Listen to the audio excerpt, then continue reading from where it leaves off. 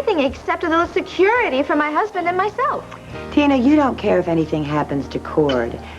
I think what really has you scared is you're afraid Cord's going to find out you've been blackmailing Asa. No, that'll never happen. Oh, but if he should find out that he's Clint's son, then he's also going to find out that you've been keeping the truth from him for money. And then what? I think he might drop you like a hot brick. And you'd really like that, too, wouldn't you? Now, there isn't anybody around who's cruel enough to tell Cord the truth. I mean, Mitch is dead, and Al Roberts is dead, and Richard even left the country. What about Asa? Maria? They've got much too much to lose themselves. I'll never tell them. No, there's nobody who'd tell them except... Except who, Tina? You wouldn't tell Cord, would you, Pam? And you would lose Asa forever, because he could never forgive you. Oh, well, I want you to know that I used to think that. But now I'm beginning to think that you're really just keeping Asa and I apart as the lies, not the truth. And if the truth would finally come out, it would clear the air for all of us. Yeah, and it would destroy my happiness and yours. Oh, come on, Tina, take a look at me. You think I am really happy? This great big secret about Cord being Clint's son is hanging over our heads like a dark storm cloud. And the faster it goes away, the better for everybody. Really? The better for who, huh? Who's being selfish now? Oh. The way I see it, we now have the factory and all of its profits to split 50-50. Okay, even if I said yes, which I don't, who would we get to do the work? With Spitz and the warden in jail, there goes our workforce. The streets are crawling with kids who would process the coke for us. We wouldn't even have to pay them. We could just give them some of the stuff every now and then to keep them happy. No way, Vince. The cops in the local newspapers are trying to find out where the crack is coming from. Look, they haven't found any of it yet, have they? So let's keep it that way. We stop production for now, until this whole thing blows over. You know, I might feel better about going along with your plan if I knew what happened to the other half of the coke. What half? What are you talking about? The stash the cops didn't find when they made their raid. I put it in a safe place, Vince. Safe for who? Man, I'm not gonna touch it. Nobody is. Hey, look, if you're even thinking about taking that stash and making a run for it. Do what? Man, I'm not the stupid kid you think I am. I know how to write, you know what I mean? What's that supposed to mean? I wrote a little letter, Vince. It starts out, in the event of my death. Do you like it so far? It gets better. You're in it.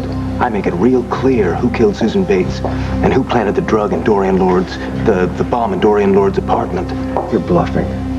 You believe that if you want. But I'm warning you, Vince. If any harm comes to me, that letter gets opened. And then you fry.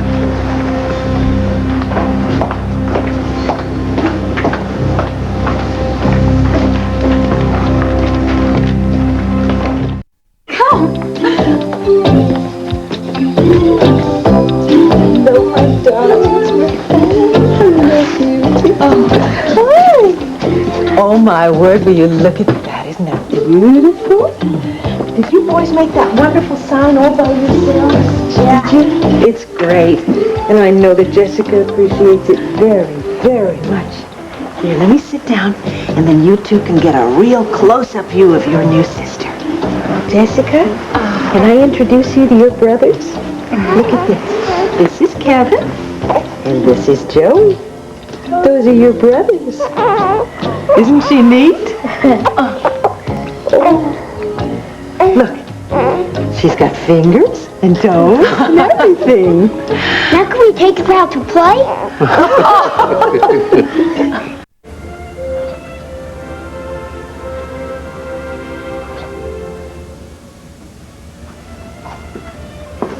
Now, Bridget, I expect the trunk to arrive in Belle Jour within a week of my departure. Yes, Mrs. Sanders. And because the road leading up to the villa is very rough and winding, the trunk will have to be packed securely. By the time it gets to France, there won't even be a lipstick broken. Bridget, did you see the ravishing creature who was out on the terrace? Why, there she is. Jamie, darling. I thought with all your new interests, especially the female ones, you'd forgotten your Grams. What? Never. You're the only woman in my life, Elizabeth Sanders, the belle of Belle Jour. If you think your usual flattery can get around me, you're quite right. But not for long. Jamie, you won't be seeing me for a while, but There's something I want you to do while I'm away. I promise I'll write at least once a week. No. I expect that, but that isn't what I had in mind. You have wasted a great deal of time and money trying to live down your family's good name. Grams, do we have Hush. It's time you stopped avoiding your mother and father and started living up to your considerable potential. I'm trying my best. I really... Trying isn't good enough. Not for us Sanders. Jamie, you know how much faith I have in you. Of all my grandchildren, I've always felt closest to you, so if there's any way I can help you, anything you need, just write. You know you can always tell me anything. I guess you're right. I always have told you everything, haven't I? I hope you always will. Well, Gramps, there is something that I've been trying to get off my chest, but I don't know who to tell. I don't know who I can trust except you. What a dear thing to say. And I know I can trust you, too.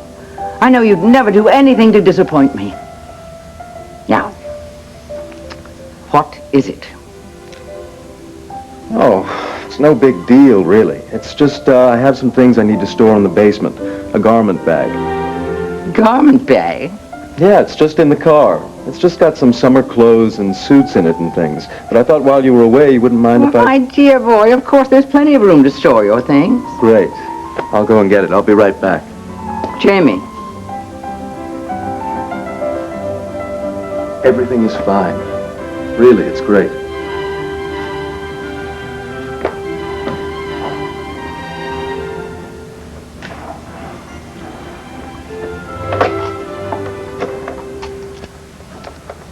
Oh, Bridget, if my son should call, please tell him I want to see him before I leave town. Why don't you tell him yourself, Mother? Oh, it's all right, Bridget.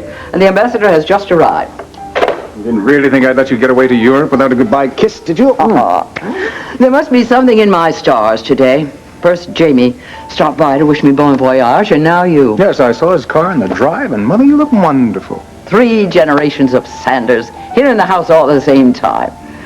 Oh, that pleases me more than I can say. You know, what pleases me just as much is that Jamie made a point of stopping over. He's actually becoming a very considerate young man. Yes, he is. I just wish I had more time to talk to him. Well, Charles, have you repaired the rift between you and your wife? Mother, she has a name. It's Judith. And after all these years, you might at least try to remember it. How can I forget? The greatest mistake you ever made was marrying her. Well, then why do you insist on a reconciliation? My dear Charles, it's really very simple. If you are to become a United States Senator, which you will, my dear, then you simply cannot afford a divorce.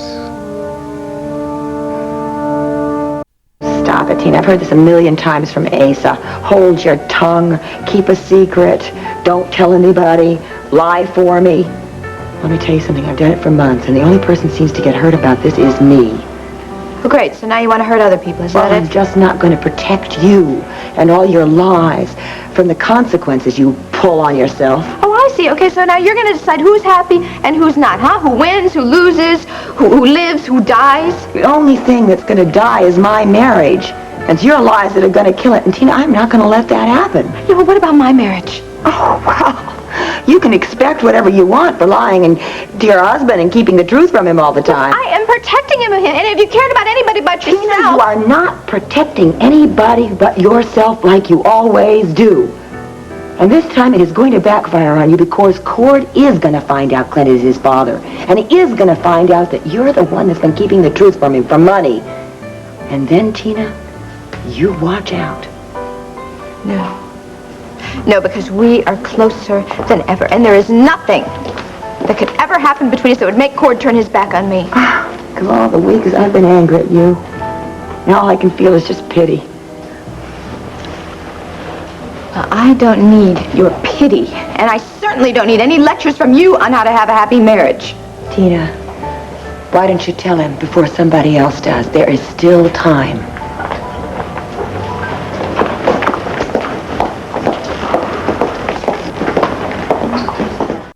I think it's absolutely wonderful that you boys want to take Jessica out to play. I think she's just a tiny bit too little for that yet. Then what's she good for? She's good for looking at and loving, watching over and taking care of. And if we do take care of her very, very well, all of us, including you two, she'll grow up to be healthy and happy and strong. And then she'll be very happy to play in your games with you. Now, you think you can wait that long? I want to take her on my pony.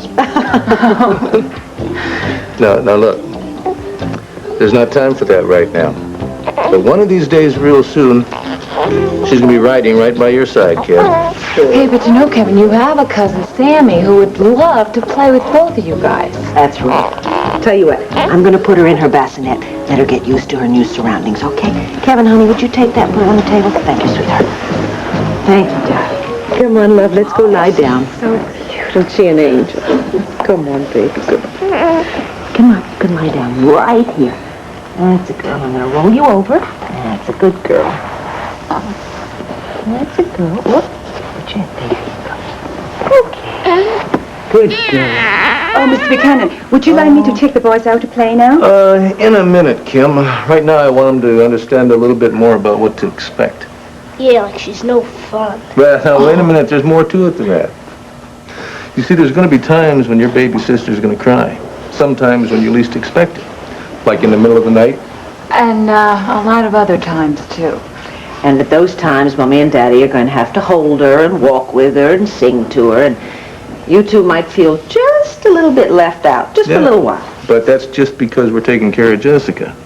Doesn't mean we're not going to be spending time with you guys. I think what we're both trying to say is that there's plenty of love to go around in this house, right? Right. And even though we have Jessica, doesn't mean that we don't love you anymore. It simply means that we now have 3 terrific children to love. There's plenty of love for you, and for Jessica. Mm-hmm. So what we're putting to you is this. Will you guys help your mom and me take care of Jessica? Because we can't do it without you. You can count on us. No. Oh, that's my boys. You know something? I haven't had one single hug from either one of you. Get over And it. it's time. Come here, you. Oh, I missed you when I was away. I love you. Whoa, you all right? Yeah. I got you right in the head. How are you, darling? I missed you. Excuse us, but is Miss Jessica Buchanan receiving? Yes, she certainly is. Tom, how are you?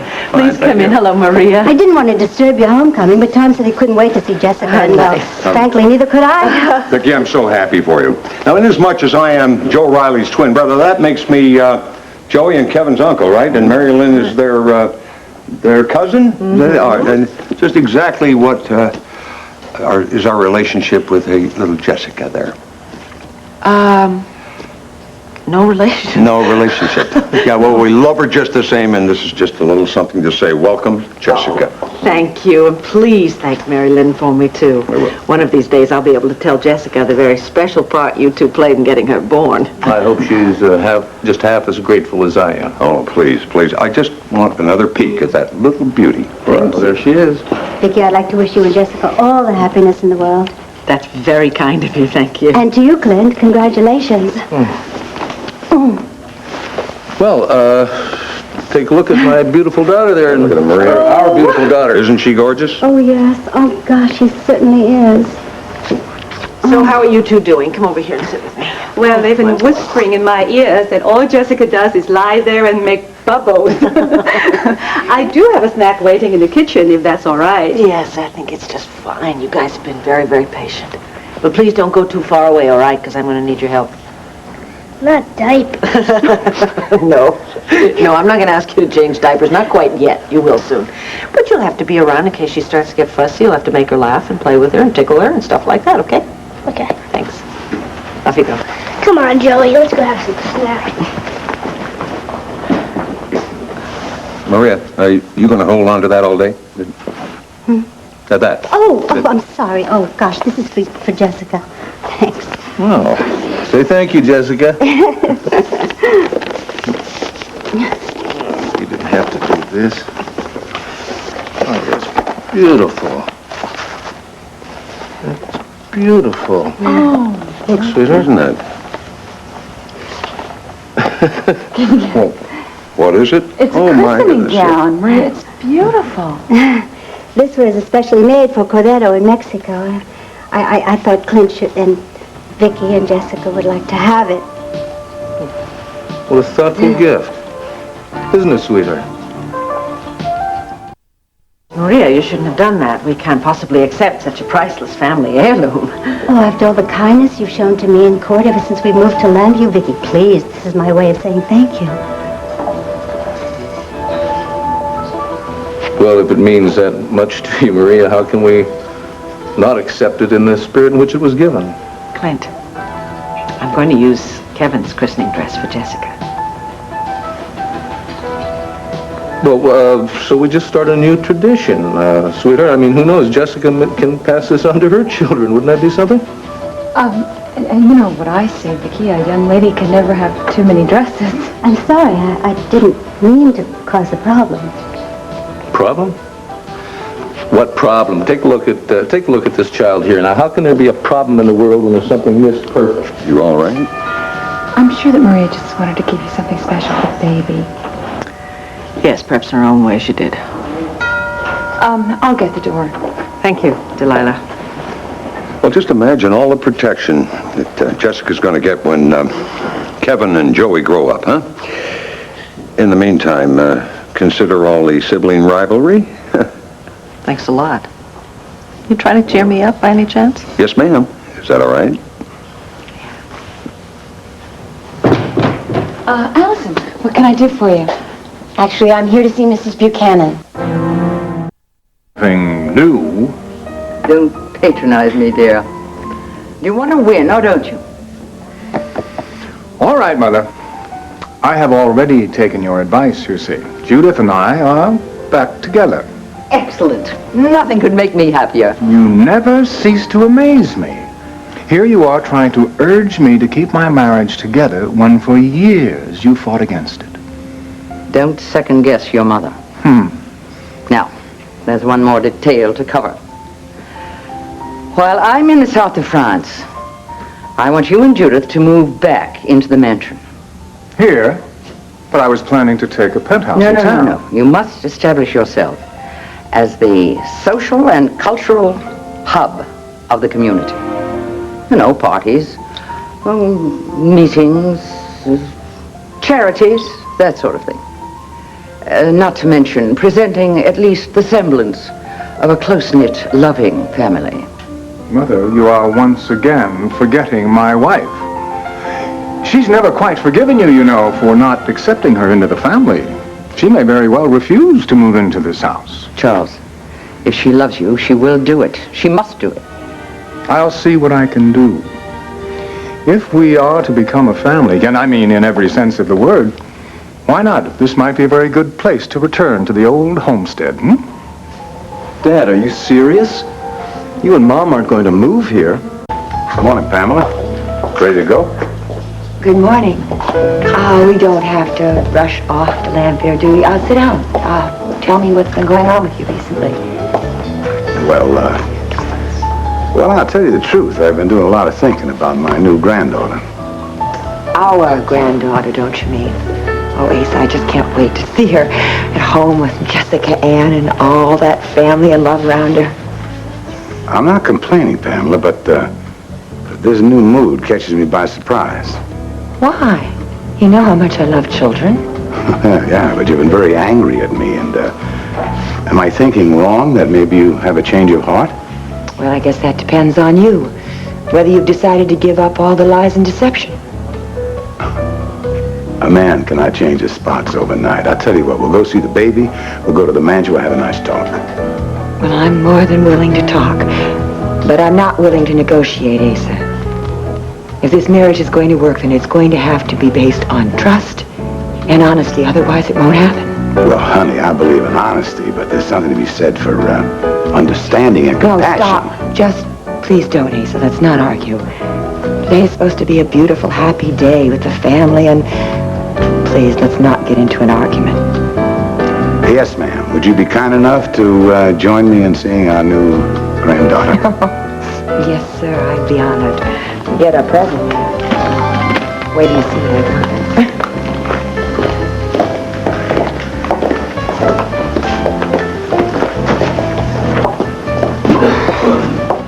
You have another visitor. Allison! I didn't mean to interrupt your party, Mrs. Buchanan. No. Sweetheart, let me handle this. No, it's all right. Remember I told you Allison and I had a very nice chat last night. You're very welcome here. Oh, thank you. I won't stay long. I just came to return this to you. My scarf! Where did you find it? You'll never believe it, but it was under your bed in your hospital room. I looked there. Oh, well, it doesn't matter. Oh, I am so pleased to have it back. Thank you. It was my very favorite scarf, and you were very sweet to bring it back in person. Well, I must admit that I did have an ulterior motive in mind.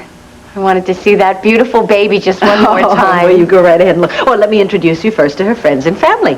May I introduce Allison Perkins, Maria Roberts, Tom Dennison. Allison, how are you? Of course, you know Clint. This is Delilah Garrison. Allison. Come on, let's check out the guest of honor. Hey, everybody, how you going? Good, Tina. I'm so glad you could come by. Oh, we wouldn't miss seeing the chance to see Miss Jessica in her new home. Well, there she is. Well, wait. First of all, show up. we've got the presents here to start divvying out. Kevin, Joe, you guys want to help me with this? More junk for Jessica. Jessica gets everything. Oh, yeah? Oh, no, wait just a minute, guys. Let Cord finish, okay? Yeah, it's a good thing I asked you guys to help me out because those presents belong to you two. Me and Joey? That's what that means. You know, little sisters aren't the only ones that get presents all the time. Big brothers are entitled to some too. Go ahead, dig in. Come on, guys. What do you say? Thanks, Cord. Thank you, Tina.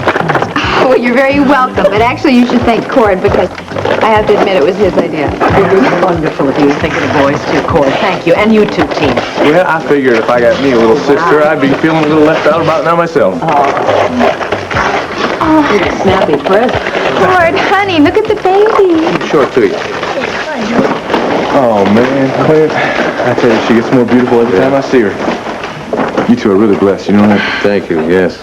Boy, it must be some feeling, you know, to bring the baby home and it's just the mother, the baby, and the father, too. She's so tiny and vulnerable. I wonder if she has any idea how grand her surroundings are. And she hasn't even seen the best part yet, her nursery. I bet it puts the one at the hospital to shame. Well, why don't you go and have a look for yourself? Oh, no, Mrs. Buchanan, I don't want to impose. That's absolutely no imposition. I'd be delighted to have you see it. But, Delilah, maybe you could take her on the grand tour, huh? Oh, Vicki, I would, but I've got to go pick up Sammy, and then I've got to meet Rafe. That's I'm fine. sorry. No, don't. That's fine. You tell Rafe to come by here whenever he wants to. I expect to see him, okay? I will, for sure. Oh, you Bye, hon. take care, and don't do too much. I won't. I won't. Bye-bye. Thank you for coming. Oh, my pleasure. Love to Sammy and Rafe. Okay, thanks.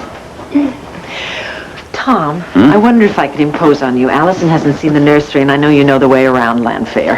Well, fear not. I have become something of an authority on Landfair and its layout. Please. Oh, Maria, why don't you join us? Yes, Maria, why don't you? You seem to be becoming quite an authority on Landfair, too, these days. I'd be happy to. Come on with me, Allison. Thank you. Heed the messenger. I must memorize this house, every door, every window, every room. Allison, are you with us? Oh, yes, of course. Together, bulldozer picks up the dirt and then the pickup just carts it away. It's absolutely amazing, you know that? He really seems to know just exactly what they needed, just like a big brother. Yeah, well, Cord is wonderful with all children. No doubt about it. Maria's got herself a heck of a boy.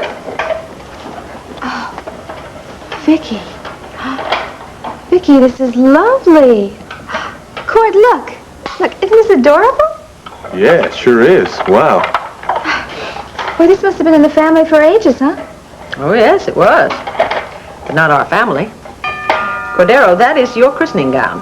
Your mother has given it to Jessica. She has? That's real strange. Mel usually holds on to things like that. Well, maybe you could lend it to us when we have our child. Without a doubt, you will have it. Well, another wing of the family heard from. Dee Dee, Pete, welcome to Jessica's house. Starting to look that way. How you doing?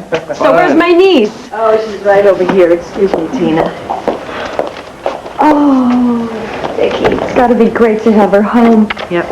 Best part is that she's surrounded by all her friends and family. I bet. Pete, come and see this little angel. Oh, no, not until I give the proud father a little present here. Oh, there you go. Thank you. You didn't have to. Oh, I did. Oh, honey, look at this. Whoa, look at this. An Irish fisherman sweater? Well, she's Irish to me. Let me see that little rugrat. Thank you. Where is she? Where's the most wonderful grandchild a man ever had? Paul. Pamela. Now the party is complete. Oh, thank you. There's no place else we'd rather be. Right, Pam? Pamela? And what's so surprising about the family living in the family home? We do have your approval, son. Yes, of course you do. So you want to see this big old mansion remain empty, is that it? No, I think it would be a great idea if Mom and Dad moved here. I just don't know if she's going to go for it. Well, we'll see. But the decision will be Judith's. Yeah. And I have the feeling I know how she'll decide. Judith does love her parties. Well, what better place in which to host them? And what better place for us all to be together again than in the family home? And son, that includes you. Yes. Jamie and I have already had a discussion about that, haven't we? Yes, we have. And I don't intend to disappoint you. Well, I should go get my things out of the basement. Oh, my dear, there's plenty of room for your parents' belongings and your silly garment bag. I know, but it's probably... No. Oh, I know. Take it up to the blue bedroom. It might inspire you to move back in. I doubt it. Please, I insist. Well, all right. If it's going to make you happy, but then I'm shoving off. But not without a goodbye kiss.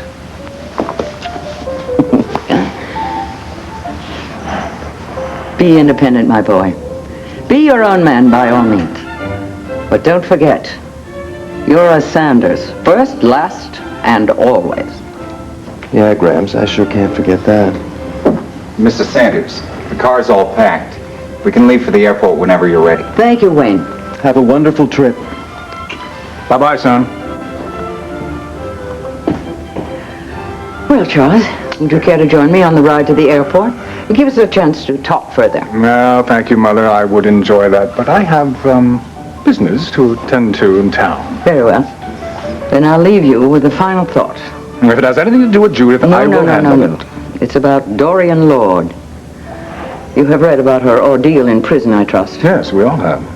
Now, there is a woman of substance. A genuine heroine in this world of the second rate. She does seem to be the real thing, doesn't she? Just the sort of person an ambitious politician should cultivate, don't you agree? She has power, influence, charisma. Not to mention a pretty face. Count on you to mention that. No, the point is, Charles, Dorian Lord could prove to be extremely useful in laying the groundwork for your political future. Invest wisely, my son.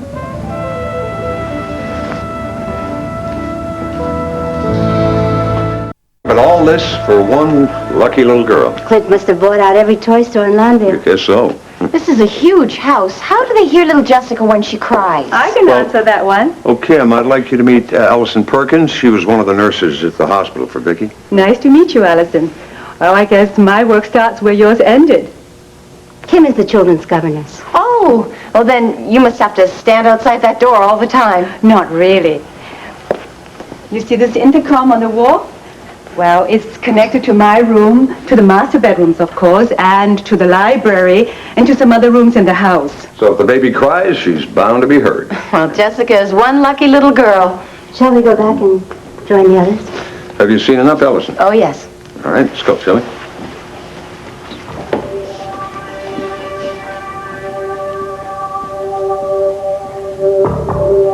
Thanks, Kim. I know why you wanted to come. You knew that snake O'Neill would be here. Is that what you really think? Excuse me. Hi, Pete. Dee Dee. Hi, Pam. We didn't expect to run into you here, did we, Dee Dee? Well, I'm getting used to running into Pam almost anywhere. Excuse me. I was just, wondering, didn't expect to see you here either. Well, We had an invitation. We wanted to come see the baby. You still with Asa? Well, I'm still living at the Vernon Inn. Glad to hear that. Oh, I get it. Another game for hubby, huh? Pete. Look, no. Next time you have a fight with Asa, you leave me out of it, all right? Pete, please.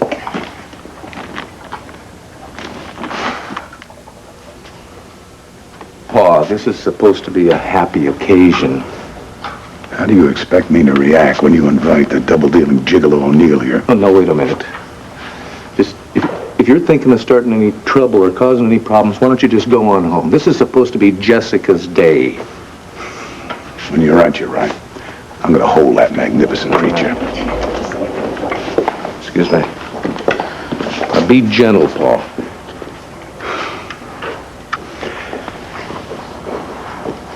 I know how to hold a Buchanan baby.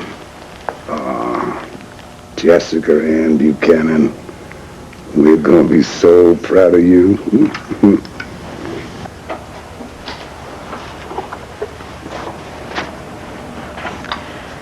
You know, sometimes Asa can seem almost human.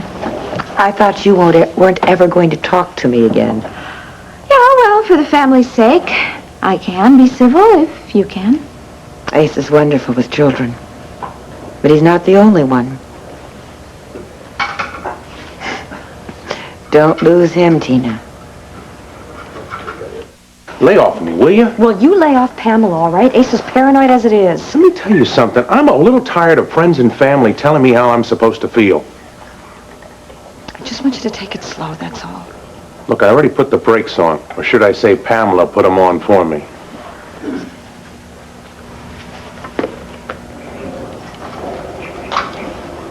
Come on, sweetheart. She only meant it as a token of friendship.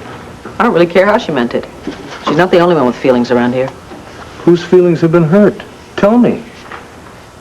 Well, there's Cord for one. That christening gown was his, to give away or to pass on to his own child, as he chose. You told Tina that she could have it back.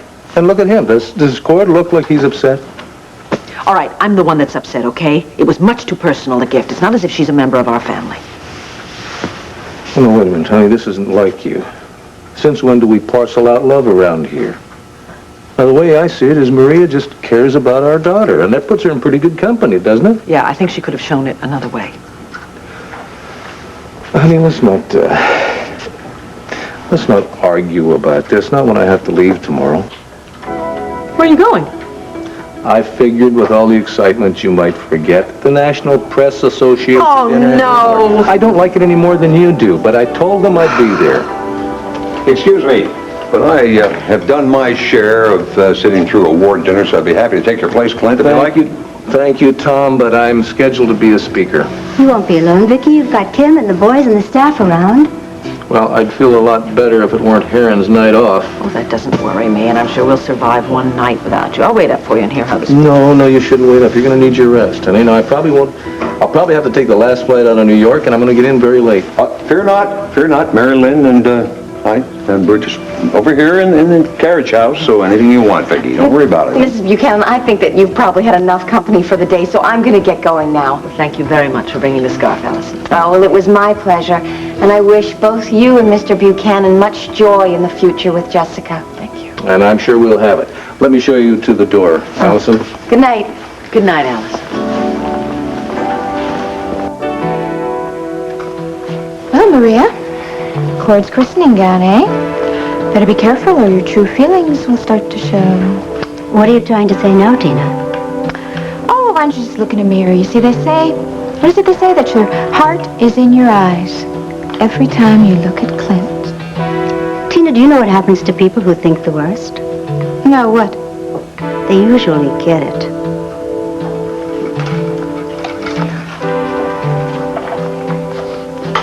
Time to go.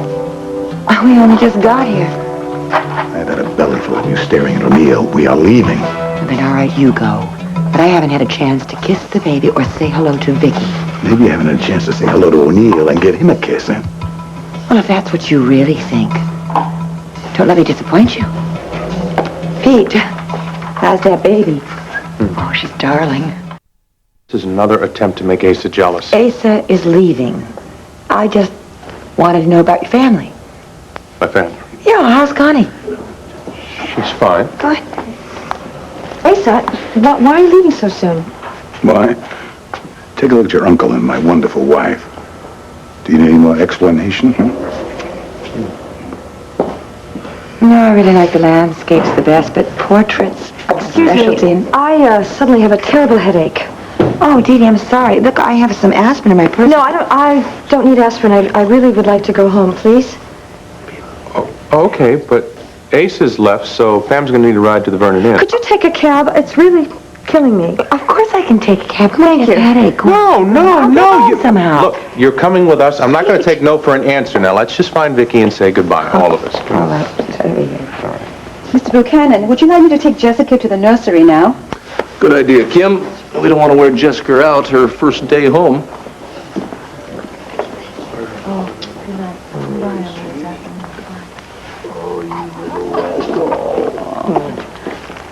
Yes. Okay.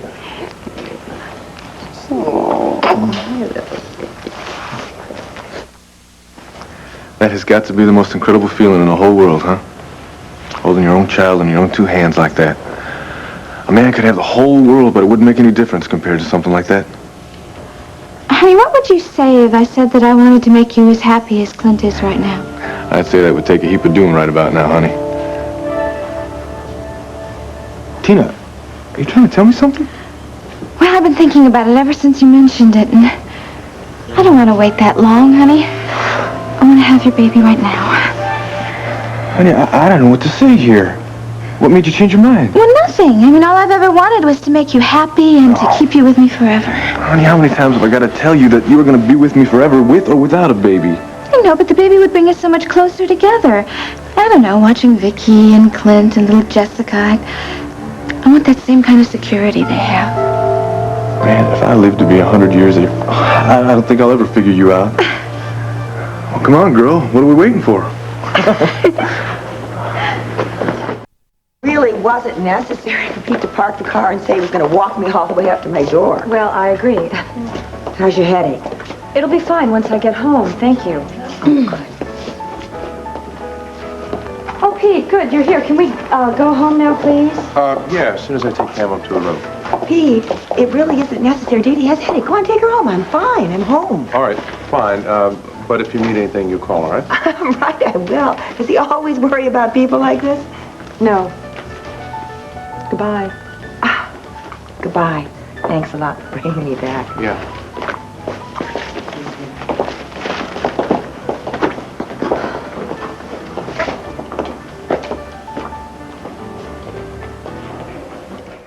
Nice party, huh? Someday. Tom was right. I'm going upstairs to take a nap. Right after we go upstairs and take a look at our beautiful daughter. Good Just one more idea. peek? Yeah. Okay, Ma? Okay, Paul. Careful. Whoa. I'm bushed.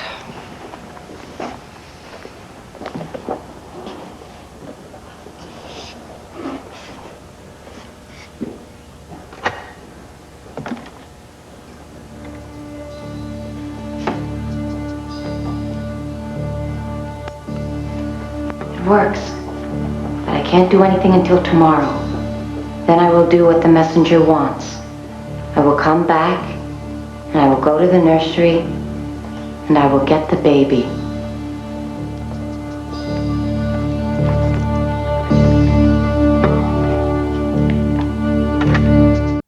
It is still no today. John, I am not trying to embarrass you. Far from it. I just want to show my audience that there is such a thing as modern-day heroics.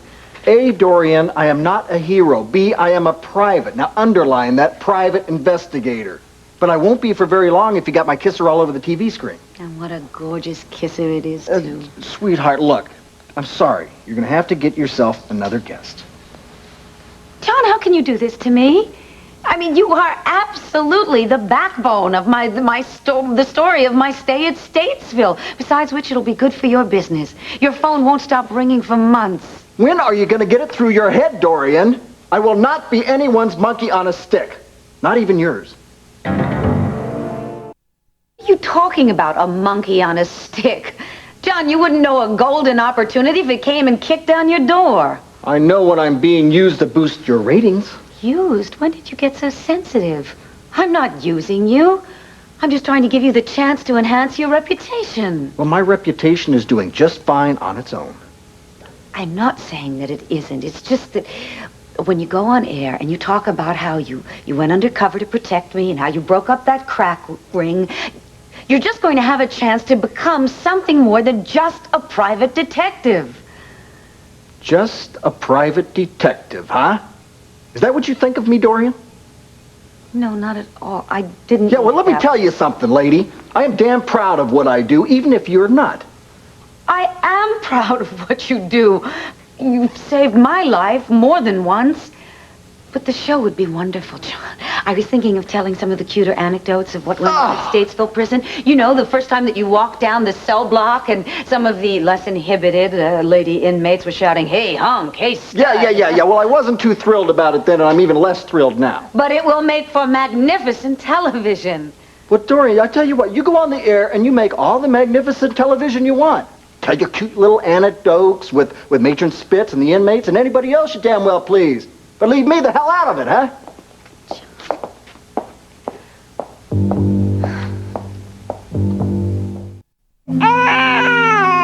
with her? She want a bottle or what? No, you'll get used to her. Here. Come here, darling. Oh, come on. I know you love your daddy. It just takes a bit of getting used to, doesn't it? Oh, that's a girl. What a girl. Jessie.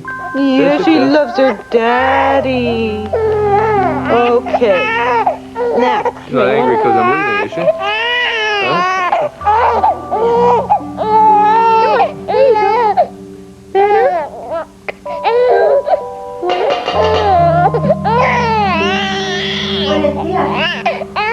Oh, Maria, what's up? I hope I'm not interrupting. No, not at all. I just thought I'd come by and see how the new mother is doing. Come on. That's a girl. Will you clean? Oh, yeah, sure. You're a great help. How these pillows look, Dee? What do you think? Nice. Gorgeous. No, that one. Put that over. What? That over on the corner. You know, all the dirty tricks, that's the lowest. Somebody turn off that music, will you? What's wrong with you? You know, all day long I've been trying to figure out where I know that guy from. What guy? The guy who had his eye on Pam at the Vernon Inn. I'm driving home today, and it dawns on me. His name is Louis Garber. A couple months ago, I was at the DA's office, and he was applying for a job as a detective. So? So he's got a new employer, Asa Buchanan. Well, why do you say that? Why do I say that? It's the only thing that makes any sense. Ace has hired him. He's put a tail on Pam because Ace is paranoid and he thinks that Pam and I are having an affair. Wait a minute. What are you doing? I'll tell you what I'm doing. Ace is paranoid. I'm going to give him something to be paranoid about. What? Look, come on, let's get over here, sit down, and we'll talk about it. There's nothing to talk about. I'm not moving into your mother's house. She left for Europe last night. The whole place is empty. We'll have it all to ourselves. I'm sorry, but I value my independence too much. I'm not beholding to your mother, so tell her thanks, but no thanks. I am not doing this for Mother. This is the perfect place for us right now. It's large enough for you to have your privacy, and it's still a warm and intimate home. But it's not our home. It could be. Judith, I was opposed to it myself at first, and then I started thinking about it. And I remembered how much you like the gardens, Well, yes, I do. And entertaining. The ballroom has been gathering dust for several years now, and I know just the person to bring that back to its former glory. Our own ballroom? Well, it'd be fun. Yes. And best of all, we'd see a lot more of Jamie. Don't tell me Jamie agreed to move in. Well, not entirely, but he's keeping a few things in one of the bedrooms. Maybe between us, we could convince him to move in the rest of the way. Well, I'll think about it, but I'm not promising anything. Think about it. That's all I ask. Well, there is one other thing. Uh-huh. What could that be? It's a simple request, nothing special, and if you think it's too much trouble, I'll ask your brother myself. What do you want from him? I understand that he's very close to Dorian Lord, and I just thought that he might be able to arrange an introduction for me, that's all. Really? What is this sudden interest in Dorian Lord? Darling, as a grateful citizen, I just wanted to shake the hand of the lady who almost single-handedly exposed the drug ring at Statesville Prison. Charles, why do I have the funny feeling there's an ulterior motive? Judith, why do I have the funny feeling that you don't entirely trust me? Sense? Could the fact that you went to see your mother before she went to the south of France have anything to do with your sudden interest in Dorian Lord? Darling, despite what you may think, my mother does not control my decisions. So she didn't suggest that you cultivate the local heroine. Let me see, how would she phrase it? The lady is a force to be reckoned with in Landview, socially, politically, and of course, economically. I have never denied my political ambitions. Dorian Lord is just another person in this town who might be very advantageous to know. Well. It isn't America's happiest couple. So, what's the fight about this time? Why do you think we're fighting, John? Well, you're in the same room, aren't you? Oh, that's funny. Thanks, Jack. Oh, I forgot. You hate that nickname, don't you? No, you didn't. That's why you used it. Would you like to do your sister a favor? Well, it depends on the favor, knowing you. Charles seems to be very interested in the heroics of your lady friend. Do you suppose you could set up a meeting? Dorian and Charles? That's a fascinating combination. I'm delighted it amuses you. Can you deliver or not? Well, since you asked so nicely, Charlie, I'm not sure. You see, Dorian and I aren't speaking at the moment. They always said it wouldn't last. I hate to disappoint you, Judith, but it's just a temporary setback. You see, I had to refuse an appearance on her talk show, and she took it rather personally. Why on earth would Dorian want to put you, of all people, on her show? Well, strange as it may seem, Charlie, the lady thinks I'm a hero. Now, I tried to tell her that it was all just in a day's work, but, well, she wanted all of Landview to hear about what I did. Dorian isn't my favorite person, but if she's going to sing your praises, it's rather rude to refuse her. Yeah, maybe it is. TV interviews aren't in my job description. But then again, she'll probably just gnash her teeth over it for a while and get another guest to fill the spot. You know, excuse me, but I've just remembered I have a luncheon meeting. It's rather late for lunch, isn't it? Oh, did I say lunch? I meant drinks. Judith, do think about moving in, please. John, thanks very much. Yeah, John. Now, what's this about moving in together? Oh, Charles thinks that he and I should move into his mother's house while she's in Europe. You and Charlie in the same house? Huh? Breathing the same air? You gotta be kidding me. Was this his idea, or did it come from the matriarch herself? John, she doesn't control his every move, you know. Oh, no, I hear he learned to tie his own shoes. Charles and I happen to be getting on very well, thank you. Well, I can believe that. You all usually do get along nicely until he finds another skirt to chase and one of your best friends ends up telling you about it. He's changed. Well, I think maybe this time he has. Anyway, if there's some chance we can work it out, you won't begrudge me my happiness, will you? Judith, you know that all I want for you is happiness, no matter how much we might disagree. But you know, if Charlie remains true to... John, I thought we agreed not to get involved in each other's personal lives. I don't bring up Dorian, do I? You just did. Well, it's a very hard subject to avoid. I mean, you saw how anxious he is to meet her. Yeah, well, shades of Mother Sanders. And I really would appreciate it if the both of you gave that lady a very wide berth. It was good of you to stop by, Maria. Wasn't it, Vicky? Yes, it certainly was, although I have come to expect it, I must say. Well, I was wondering if you might want someone to help with the baby so you could take a break. Actually, Clint and I were enjoying being alone with Jessica, just the two of us. Since he's leaving for New York in a little while, we were trying to spend as much time as we possibly could with Jessica alone. Oh, of course. Well, I don't want to spoil your plans. I'll just be on my way. You're not spoiling anything. Sit down. We'll have Heron bring in some tea. Another time. Thanks. Bye, Vicky. Bye, Jessica. Bye, Maria. Honey, that wasn't like you. In fact, it was downright rude. What have you got against Maria anyway? Can't go charging over to Aces without proof. I'm telling you, I know the guy's on Ace's payroll. You don't know that. You don't know that at all. In fact, this isn't even Ace's style. If he thought you were having an affair with his wife, he'd get a shotgun, not a private detective. That's true. No, it's not. Ace just blows hot air. The man's paranoid. Well, then maybe I'm a little paranoid, too, because you're certainly acting like a man that's having an affair. Yeah, you know, I have to side with Dee Dee on that. If you really care about Pam, you'll keep your cool till you have all the facts. Otherwise, you're going to cause more harm than good. All right. Maybe you're right. But just because I can't prove it right now doesn't mean I have to stop trying. I'm going to go upstairs, I'm going to make a couple of phone calls, and I'm going to find out exactly who Garber's working for. And when I prove that he's working for Asa, Asa's going to have a lot of explaining to do.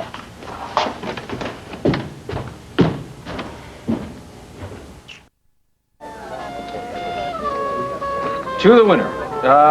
No, wait a minute. Devil's Den didn't just win today. He destroyed the competition. Well, to the destroyer, then. Now you're talking. There you go. And this time, the horse wasn't drugged. Yeah. I put my foot in it that time, didn't I? No, it's okay, Brad. I don't need anybody to remind me of the terrible things that Daddy's done. He'll be paying a long time for his crimes. Yeah, but there's no reason for you to keep paying. It was a stupid thing for me to say. Forgive me? Now, I'd be pretty ungrateful to blame you for one remark. After all you've done for Baron Stables, come on. Well, there's only one race. But it's one of many thanks to you. You have made Daddy Stables the home of champions now. You brought in the best jockeys and the right trainers and grooms and just brought the whole thing together. I'm just doing the job you hired me for, that's all. The one good decision I've made. I wish I could run the pharmaceutical end of Baron Enterprises half as well. Well, look, if there's anything I can do, I know there's a world of difference between life at the boardroom and life at the track, but if I can help out somehow. You've just been so kind to me. You don't know me very well. I'm not kind. Oh, I'm ambitious come as hell, but not kind. I used to run a very successful modeling agency, though, and granted it wasn't a multi-million-dollar conglomerate, but good management is good management, right? Well, I appreciate the offer, Brad, but I think it's just too late. Why? What's going on down there? Quite frankly, things are a shambles. You see, I tried to warn Dad that I didn't think I was right for taking over the company, but he didn't trust anybody outside of the family. Well, I think you did the brave thing in accepting the chairmanship. Brave and dumb. Brad, I wanted my dad to be so proud of me, but I failed him. Our company is just primed up for a hostile takeover. Somebody can swoop in and take over my father's life's work, my grandfather's, and there's absolutely nothing that I can do about it. Come on, it can't be as bad as all that. Here, am I shaking like an emotional female? I'm sorry. Hey, frankly, you look pretty good to me. Come on, tell me what's going on down at the boardroom. Well, our main problem seems to be research and development.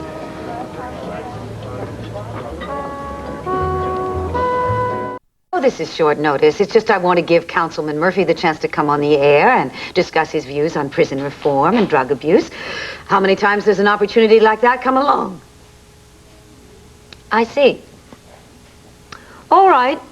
Next year, when the councilman wants the chance to come on the air and tell everyone why he should be re-elected, he can find himself another talk show. I take it you need a guest. Who backed out? How about who stabbed me in the back? None other than John. Oh, I see. You want me to fill in, is that? Well, that thought had occurred to me, but really you can't. Why not? Because I don't think anybody can. John was absolutely perfect for this show before he got on his high horse. But I guess it isn't really his fault. Well, I really wouldn't know. I suppose I am asking too much of him, and maybe I am a bit too ambitious for him. But really, is there anything so wrong with wanting the best for someone? You asking me or telling me? And why doesn't he listen to me? I don't want to run his life. I don't want to change him. I just want to advise him. Why is that so hard for him to accept? Well, I tell you the truth. I'm having a hard time accepting this whole conversation. You dragged me all the way over here from my office. You use me as a sounding board for your love life. No, of course not. Well, I just wanted to confide in you as one friend to another. Dorian, I happen to be a normal man with normal feelings. I mean, you're so wrapped up in yourself, you've forgotten that. No, of course not. Why are you getting so upset? All I did was ask your opinion. Well, you asked too damn much. I mean, I'm not made of stone. I mean, there's just so much of this talk about your love life I can take. I can take even less of all the times I've been forced to stand around staring at my feet while you two sing love songs at each other as if I weren't even there. I thought we had an understanding. Yeah, understanding is one thing. Having my nose rubbed in your love affairs is something else again.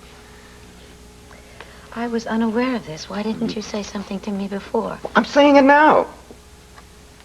And there are limits to my friendship, Dorian, even if there are no limits to your insensitivity. Why should I have to say anything? You're acting as if we were still married and I had betrayed our vows. I have feelings for you, or do you enjoy raking me over the coals? No, of course I Oh, don't. good. Then don't make me a spectator observing the whole lovely thing, and don't ever again insult me by making me your confidant, okay? Am I making myself clear? Yes. Good. Good. But I can assure you the last thing I wanted to you do know was... where I stand on the subject of John Russell. Now, what did you want to see me about? Okay. What do you think, huh? What do you think? You sunshine, you. You want to have a little sleep? Yeah. Okay. There you go. Honey, Maria's never been anything but generous to us. You practically threw her out on her ear. Oh, Clint, don't exaggerate, okay? I'm just a little tired of Maria constantly showing up here, whether she's invited or not. Honey, her husband's only been dead a few months. Now, is it so hard to understand that she might be a little lonely? She's got her son, doesn't she? And her son has Tina. I don't imagine she enjoys visiting the newlyweds that much, do you? But, darling, she must have other friends in this town. She has Tom and she has Mary Lynn. And she has us. Given a little time, I'm sure she'll meet lots of new people, but can't we be a little patient? Honey, I'm trying to understand, okay? I'm trying to be understanding. Problem is, every time you and I are alone, at the hospital, here, she shows up. Maria means no harm, sweetheart. She's just looking for a friend or two. Or three. And look, when the threesome is this little group, who can blame her? I know. All right, I suppose you're right. However, I'm still not going to let anyone or anything interrupt our time together today, all right? I give you my word. I'll go make my speech and be back here as soon as I can. I'll take the first flight out of New York and come right back. Okay. Okay? Now, Mrs. B, any more complaints? Mm-hmm. What? More. Clint, Aaron told me that... I beg your pardon. Excuse me. It's all right. I guess we were just not fated to have any time together today. Hi, Tom. Oh, yeah. Hi, Vicki. Yeah, I promised to drive Clint to the airport, but there's still a little time if you... No, Tom, I don't want to run for airplanes. I hate that. Besides, if we leave now, I can... give me time to talk to you about that new set of articles you're talking about. Oh, okay. Oh, boy, business, business, business. All you ever talk about. No, Think about. that is not all I think about, sweetheart. Now, look, I will grab my bag, go to New York, make my speech, and come back here just as soon as I can. Goodbye. Okay? Goodbye. Jessica, you take care of Mommy. She Hurry said back. she'll take care of Yeah, Mommy. I'm Okay. sure. Go on, Tom. Hurry back.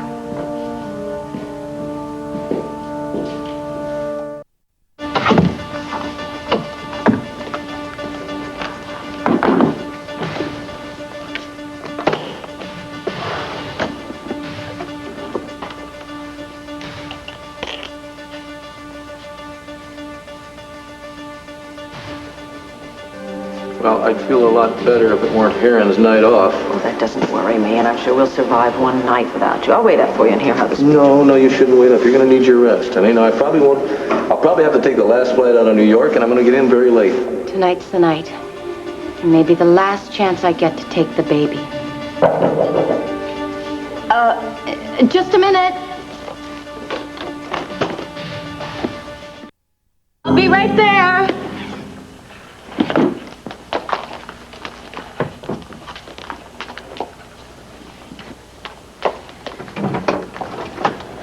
Mary Lynn! Hi, Allison. I hope I didn't catch you at a bad time. Well, actually, this is my one day off from the hospital, so I've got a million things to do. Oh, well, maybe we can make it some other time. Sorry I bothered you.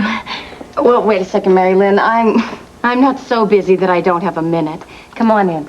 Well, thanks. I promise that I won't stay long. I just wanted to invite you to have dinner with me and my dad tonight. Tonight? No, that's impossible. What I mean is, I would love to, but maybe some other night. Sure. It's just my way of saying thank you. Mary Lynn, you don't have to say thank you. You don't owe me anything. Come on. I know better than that, and so does my dad. If you hadn't helped me with my deprogramming, I still might be under Mitch's spell. But look at me now. I'm as free of him as you are. Well, yes, you sure are. Of course, I've still got a lot of bad memories. Just walking into this place gives me the chills. How do you manage to keep on living here? Well, I don't have many other choices. The new management is letting me stay on at a low rate, so I'm willing to put up with the memories. I'd worry that some of Mitch's words would come back to haunt me in this place. But then you're so much stronger than I am. Well, you know, Mary Lynn, I would love to chat about this all day, but as You've got a million things to do. That's I right. know. My dad's the same way on his day off. But look, we have to get you out to the carriage house real soon, okay? It's a deal. And listen, thank you for stopping by. Sure. Goodbye, Allison. Bye. You know, I admire your strength. I really do. Thank you, Mary Lynn.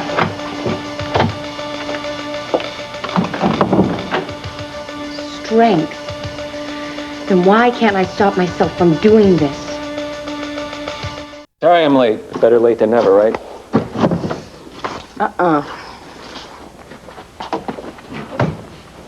Connie?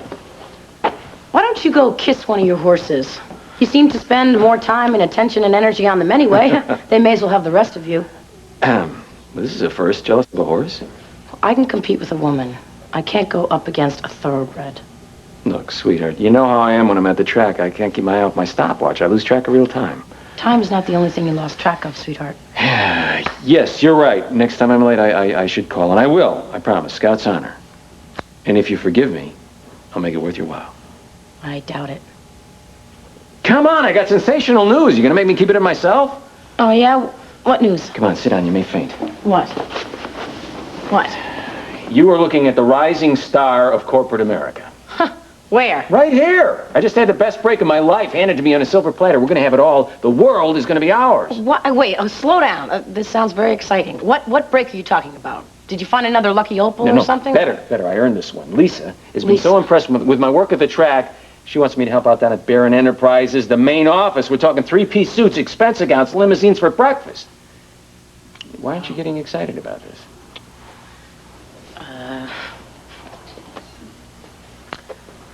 I don't believe this. Well, you better believe it. It's true. I'm going to the top where I belong. No, I don't believe that you're actually considering this offer. No, I'm not considering it. I'm taking it. After what Barron tried to do to you? Brad, he did his best to try and destroy you, financially and physically. And now you're not only going to watch his company, you're going to rescue it?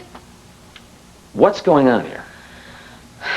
I'd really like to know that myself. I thought you'd be happy for me, for both of us. Us? Brad, there is no us. The only time you see me now is when you can squeeze me in between races. Come on, that's not fair. You want me to make something out of myself, don't you? Of course I do. You know, I happen to love you the way you are.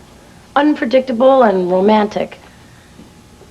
That's the guy I fell in love with. And you know that you don't have to climb some corporate ladder. I'm telling you, I can prove who this guy Garber is and what he's up to. Well, you couldn't prove it just now at the courthouse, could you? We talked to the wrong people. We got to find somebody who can really get through to the sleazes. Oh, hi, Brad, Connie. Sorry, we were kind of involved there. I noticed. Well, we were sort of involved ourselves. Hi, Brad. Hi, Dee Dee, Pete. We interrupted something, right? No, it's okay. Oh, yeah, no big deal. Have you ever seen the kitchen? Let's go to the kitchen. No, wait a minute. Brad, I don't know why it didn't occur to me before. You always said, Pete. How'd you like to help me out, Brad? How'd you like to have some fun and pay Asa back for all the dirty tricks he's ever pulled? Have to make a special trip over here just for this. Well, Clint gave me explicit instructions as I put them on the plane. He said, make sure Vicki reads this before it goes to press in the morning. I promise you I will read it over. If you have any questions at all, just call me at the office. Tom? Wow, now that's what I call fast reading. I have a question. It's not about this. Ask away. Why don't you sit down? Thank you. How well do you know Maria Roberts? As a neighbor and mostly as the wife of a friend of mine who sadly passed away. She seems like a decent, honorable woman, doesn't she? Well, that she is, yes. Well, you see, I have this feeling. Clint doesn't see it. I don't think anybody sees it but me, and in fact, I feel kind of embarrassed even saying it, but I think that she is developing a real crush on my husband. Oh, really? Where'd you get that idea? Well, all kinds of little things. But she's always around here, the way she hangs on every word he says, the way she looks at him. And then there's their history. History? Oh, you didn't know? Huh? Yes, they were teenagers together in Cherokee County. Clint was the boss's son, she was the cook's daughter. They were sweethearts. That explains a lot. Then you have seen the signs, haven't you? Mm-hmm. Yeah. I've seen the way Maria behaves around Clint. I'm amazed that she would allow herself to be drawn to a married man, but as you say, if they were sweethearts once... I am trying very hard to be understanding. I mean, Clint is a very attractive man. I can understand people being drawn to him. Of course, Maria's lonely at this time, having recently lost Al, her husband. Of course, that doesn't make it any easier for you, does it? What do you think I should do? Well, I'm flattered you'd ask my opinion. Okay, here it is for what it's worth. You can't let this situation continue. Talk to Maria. And sooner the better. I don't really want to judge her too harshly. I mean, for all I know, it may very well be totally unconscious on her part. All the more reason to get it out in the open. Of course, I know you'll be diplomatic, but don't spare her feelings at the expense of your own. Okay, I'll call Maria. Fine, let me know how you make out. If I'm not at the office, I'll be at home in the carriage house with Mary Lynn. Okay? Thank you. Well, pleasure.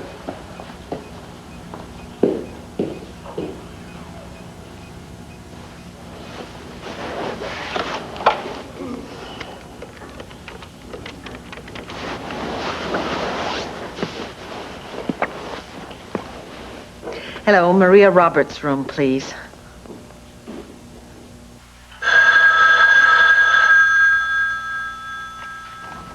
Hello? Maria, it's Vicky.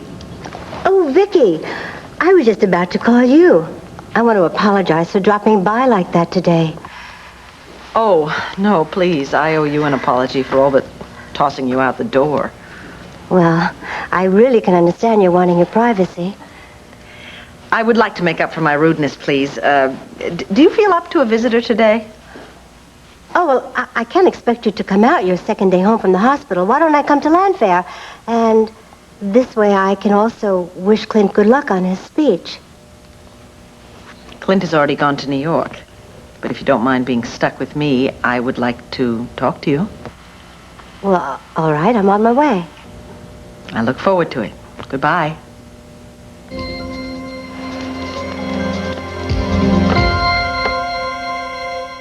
Did you think that I can move mountains with a wave of my fountain pen, darling? But see, getting a convicted criminal out of jail is not your everyday occurrence, so... You got Diane out of Statesville, and Jeannie is every bit as innocent as Diane. This is an entirely different situation. Jeannie's case came to trial, and a jury found her guilty. We both know how wrong juries can be.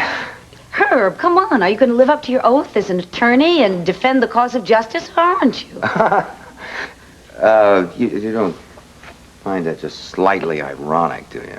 What? Well, I mean, here you are pushing your boyfriend to make something of himself, and at the same time you're trying to reduce me from district attorney to public defender. Isn't that, Is that what I'm doing? I had no idea. You know, you're so concerned about the image of the men in your life, past and present. You think it's a really good idea to be divorced from a man with such a humble job?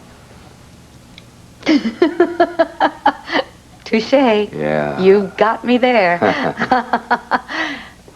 I don't want you to humble yourself. No. I always want you to be worthy of my love. Former love. No. Love. Period. I don't fall in love easily. When I do, it's forever. No matter how the particulars of that relationship may have changed. In other words, if I don't look good, you don't look good. Now, there's the Dorian I know I can trust. You can trust me. You can. I will never again come to you with my problems with John. I will never presume upon our friendship that way. Thank you. You're welcome. Now, I would like a promise. What? No, darling, I told you that I can't guarantee her release. I will go to Statesville and talk to her. And when you do, you will like her so much, you will want to do it. Yes, sure. Now, I you haven't will. done anything yet. Well, why don't you consider that an advance? Yeah, a retainer. Okay. 'Cause- oh, my. Excuse me, I was told I'd find you here. Allow me to introduce myself. Charles Sanders, or should I say Ambassador Sanders. Charles is fine to my friends, thank you. I believe you know Herb Callison, the district attorney. Yes, Mr. Ambassador. Mr. District Attorney, I haven't had a chance to tell you. I think you're doing a hell of a fine job. Oh, well, that's rare praise coming from a man whose wife has gone toe-to-toe with me. Well, from what I've observed, you give as good as you get. Well, then Dorian here puts us all to shame, doesn't she, with her recent acts of heroism. Anyway, I just stopped by the studio. I wanted to voice that opinion, my admiration, and of course my respect. How gallant. Are you feeling an awfully good voice today, Charles? I'm sorry, excuse me, I don't follow. I wonder if you wouldn't do me and my audience the honor of appearing as my guest today. For coming, Maria. Oh, well, I'm glad you asked me to. I was hoping maybe we could have a chance to talk, just the two of us. Ah, about the baby? No, it's not about Jessica. Sit down, please. Oh, thanks. I have a problem. And the problem sort of concerns you, and I was hoping that we could resolve this problem in a very friendly way. Oh. Well, I wasn't aware there was a problem between us, Vicki, but if I can help. There's not really a delicate way to put this. I just hope that you will bear with me and understand that I mean you no harm. Lately, I can't help but notice how attentive you have been to my husband, and to put it bluntly, I think you're paying too much attention to Clint. Want me to appear on your show today? I really don't think I can. Oh, but I just had a cancellation and the last minute, and I'm sure that you would be ever so much more interesting than the guest that I had planned. Oh, really? Well, I'd hate to see you not have someone to interview, so yes, I think I can appear on your show today. Marvelous. Oh, it's absolutely fate that you should appear here. Isn't it, Herb? Yes. It restores one's faith in divine providence. Yeah. I'm going to leave you to your work. Would you excuse us for a Yes, minute? of course. Don't fawn, dear. He puts his pants on with one leg at a time. Thank you so much for dropping by. As always, a pleasure. Mr. Ambassador? Yes. Good luck. Oh, thank you very much. I look forward to seeing the interview. Thank you. Right. Well, Dorian, I do hope I don't embarrass you today. I have a lot to learn about your world of television. Perhaps you could take me somewhere a little more private and instruct me. I have seen you interviewed on television. You know your way around a camera. Well, one can always learn more. And I could give you a rundown on my credentials. Anyone who reads the newspapers is well aware of your conquests. Diplomatically speaking, of course. Nothing like a little inside, first-hand information. Oh. Do you always flirt so outrageously? Well, I don't find anything outrageous about flirting with a beautiful woman. The media doesn't do you justice. Do you object to the fact that I find you very beautiful? No, why should I? Though normally I would object to a married man taking such a sudden interest in me. Though, of course, you are married to Judith Sanders. And you're not very fond of my wife, are you? Funny thing about me, I just have a bias against people who prosecute me for murder and end up putting me in prison. Silly, isn't it? Can't understand. Then, of course, there is your brother-in-law. John? Oh, don't tell me you're biased against John as well. Just temporarily. However, I will take your flirting in stride. Honest as well as beautiful. Dorian, I think we've gotten off on just the right foot. Tony, I owe you one. Well, that confirms it. You know Garber? Yeah, according to Tony the Pony, Mr. Louis Garber's the sleaziest detective in Pennsylvania, and believe me, Tony knows sleaze. Thanks, Brad. I knew if anybody could get to the bottom of it, it'd be you. Don't know if that's a compliment or not, but I'll let it pass. So, Garber's in the divorce racket, huh? Yeah, looks that way. But Garber's style isn't Ace's style. It still doesn't make sense to me. Nah, it would if you could really understand it. You see, the divorces, it can be real dirty business, especially when you're dealing with somebody with Ace's millions. Now, believe me, if Asa wants to support a claim against Pamela, then what Garber can do is right up his alley. Yeah, I guess you're right. You know, you two sound like a couple of kids playing amateur detective. Let me tell you something. What we're going to do tonight is far from being amateurish. We're going to prove that Garber works for Asa once and for all. Brad, do you have to encourage him on this? You know what I say? Let's forget this Garber guy. Let's forget Asa Buchanan. Let's forget Pamela Buchanan. Good idea. No, Brad, don't listen to him. Like I said, we're going to prove that I was right. And how do you plan to do that? The two of you are going to come to the Vernon Inn with us and be our eyewitnesses. Oh, no, count me in. No way, forget it. Come on, it'll be fun. Well, you and I have established that your idea of fun and mine are poles apart. If you would give me 5 minutes, I will go change, and I will go with you. That's the spirit. No, don't get me wrong. I just want to be there when you get egg on your face, that's all. No, it's going to be Asa with the one with the egg on his face. Ready to put our plan in motion? Let's do it. Brad? Who's he calling? Mrs. Pamela Buchanan herself. Okay, Clint won't be back until 8:30, so I have plenty of time.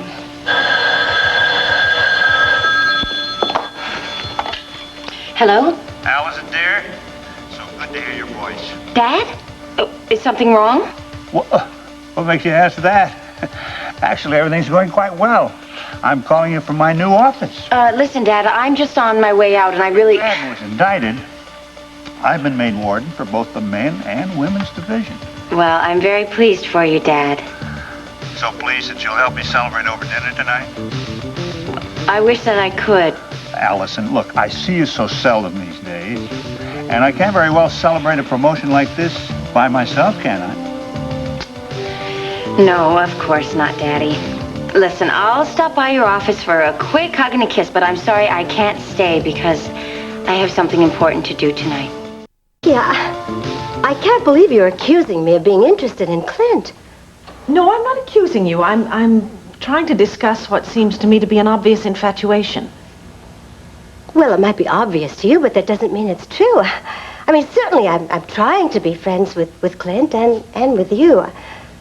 I think you're misinterpreting my actions. I don't think I am. I mean, you know that I'm aware that you and Clint were sweethearts when you were teenagers. Oh, Vicky, that was a lifetime ago. For Clint it was, yes. But I have to wonder about you. I get the feeling that you are trying to recapture that time and that closeness. You have a reputation of being a very fair and generous person, but I'm beginning to think otherwise. Really?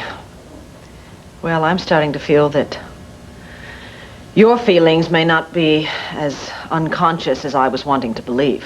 Vicky, I think we better drop this conversation right now before one of us says something that we might regret. No, you can't just avoid the questions. I mean, for heaven's sakes, Maria, you seem to spend more time in this house than I do.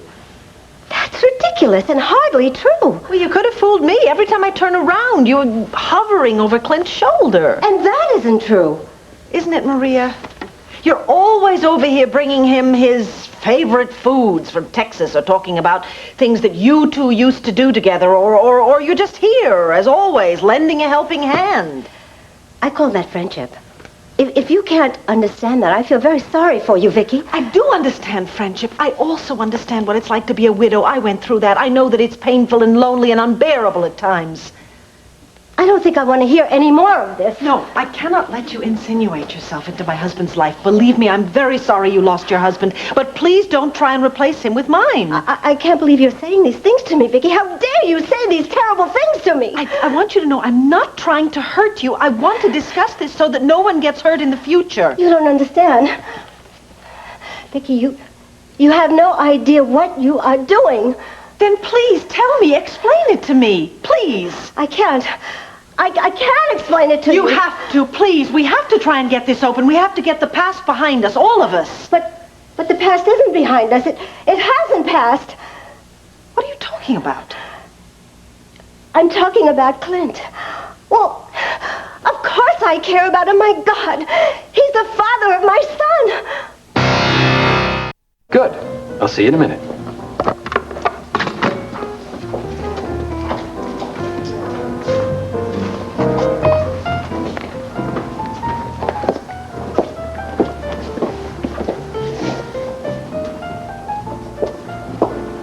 Well, is he here, the guy that Asa supposedly hired to follow Pam? Of course, he's the guy sitting right over there in the chair with the newspaper. Pam will be right down. Good.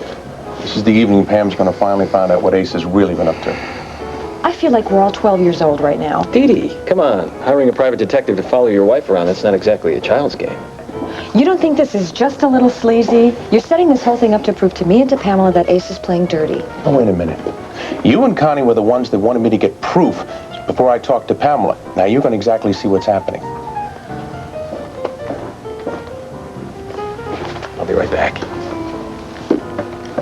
Hi there. Oh, Brad, how are you? Well, I'm fine, and I'm glad that you're free this evening. Well, you said something about my knowledge of the tropics could make you money. Yes. Well, I'm trying my hand at the modeling business again, and this advertising firm wants me to do a shoot with the tropical theme, and I thought maybe one dinner with you and I'd be an expert at the first meeting. Well, I'll do my best. Where to? Hotel dining room? I actually know a lot about the history.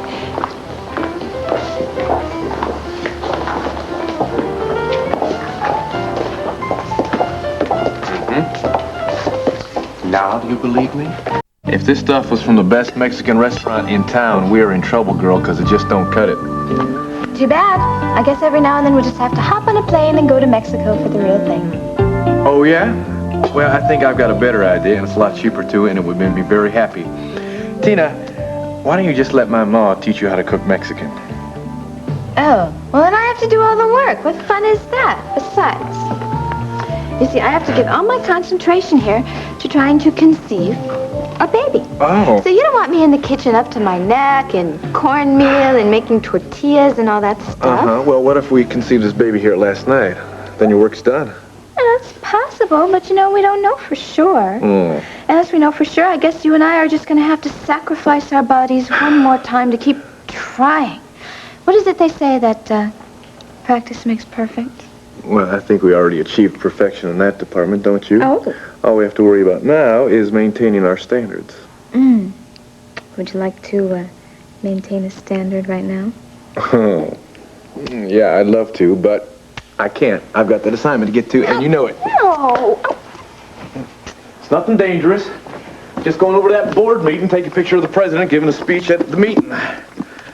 Good. Got everything. Now, look, Tina, I want you to know how really happy I am and how much it means to me that you've decided to have this baby right away. Well, it's just because I know how happy you'd be to be a father. Tina, the way you say that, it's like you wouldn't be happy to be a mother. Clint is what? Vicky, I didn't mean to say that. What did you say? I'm sorry, I did. Maria, did you just say that Clint is Cordero's father? Case Maggie Delakian had against you, I discovered she'd withheld some information that would have cleared you. Jeannie, you're being released from prison as of this moment.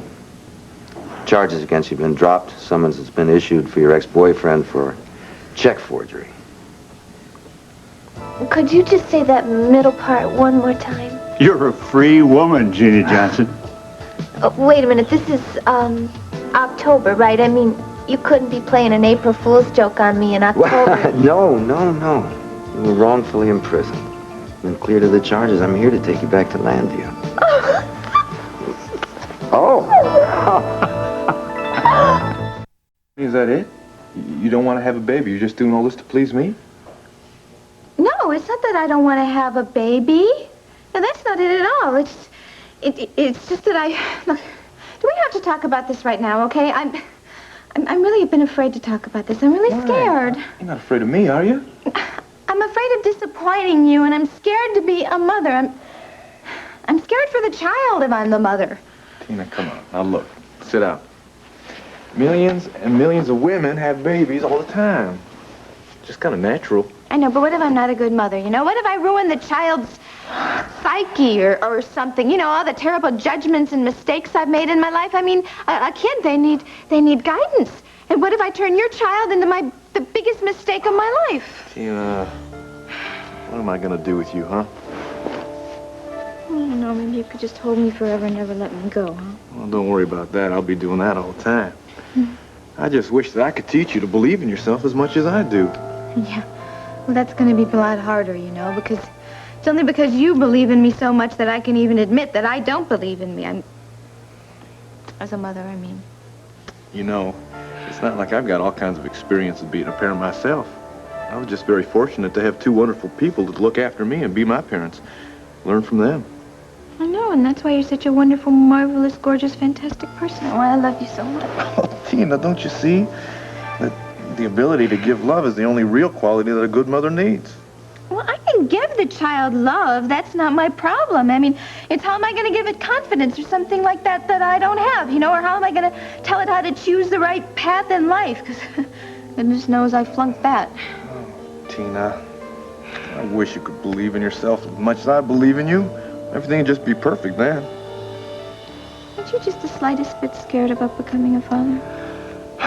Yes, of course I'm scared, but I have great confidence in myself. I figure I can do it, and I figure that you can do it too. You know what I should do? I should spend as much time at Land Fair as Vicky and Clint can possibly stand. You know, I should really try to, soak up the atmosphere there. Yeah, that's it. That's it.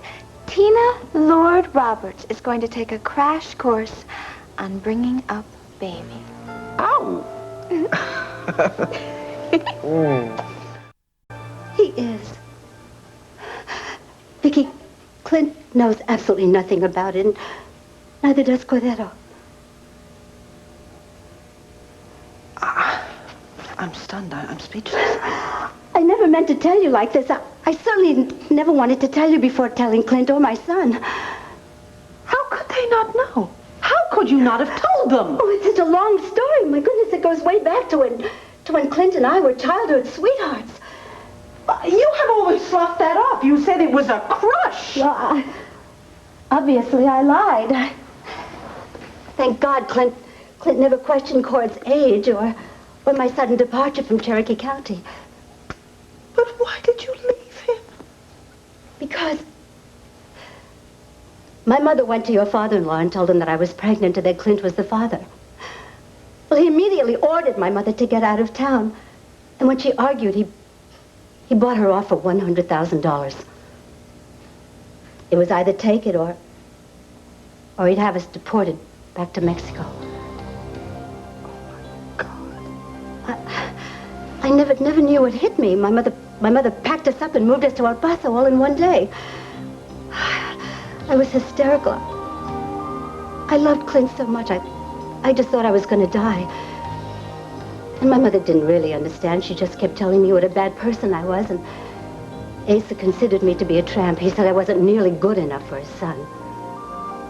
And my mother made me swear to never try to contact Clint ever again. Because you were young and frightened, you didn't. And poor Clint. He came home when he was at this high school trip, and he discovered that I was gone. What about Al? Did he know Cord wasn't his son? Oh, yes, he knew. It was lucky for me in that he fell in love with me shortly after we met. And my mother promised to buy him a big ranch if he would marry me despite the fact that I was pregnant. He thought that I became pregnant by some drifter. I cried so hard through the ceremony because I wished so desperately that I was marrying the young man that I...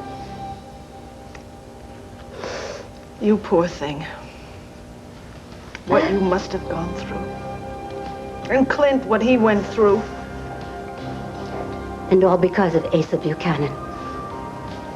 Anyway, eventually I fell in love with Al Roberts so much, and we had a fine life.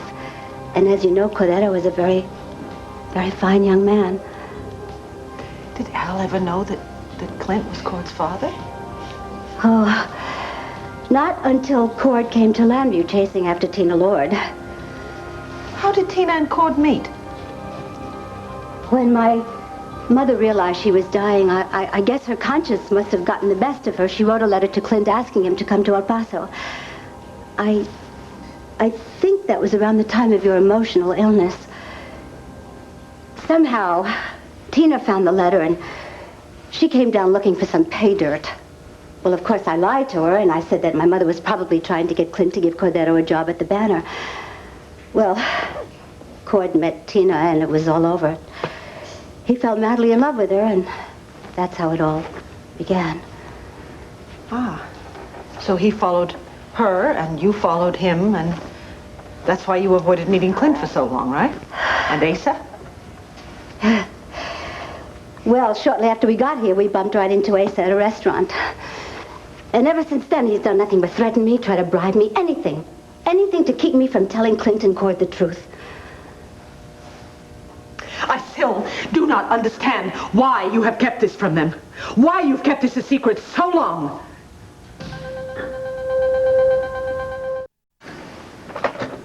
Yes. Wonderful. Send her right in.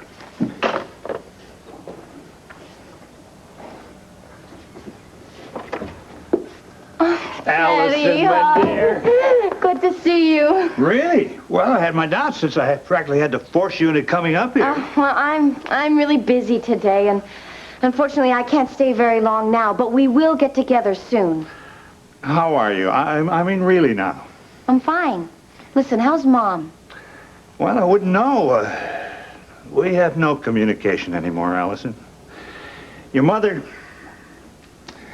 Well, your mother has been kind of down since the divorce. Every time I call her to see how she is, well, she makes an excuse to get off the phone.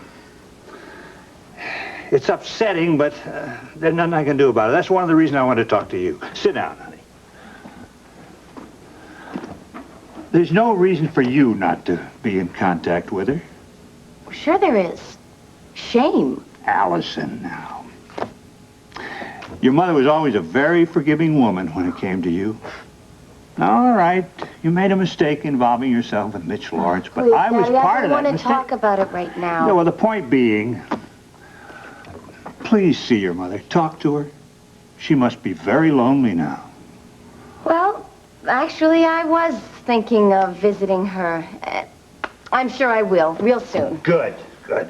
Sure we can't have dinner? No, I'm sorry.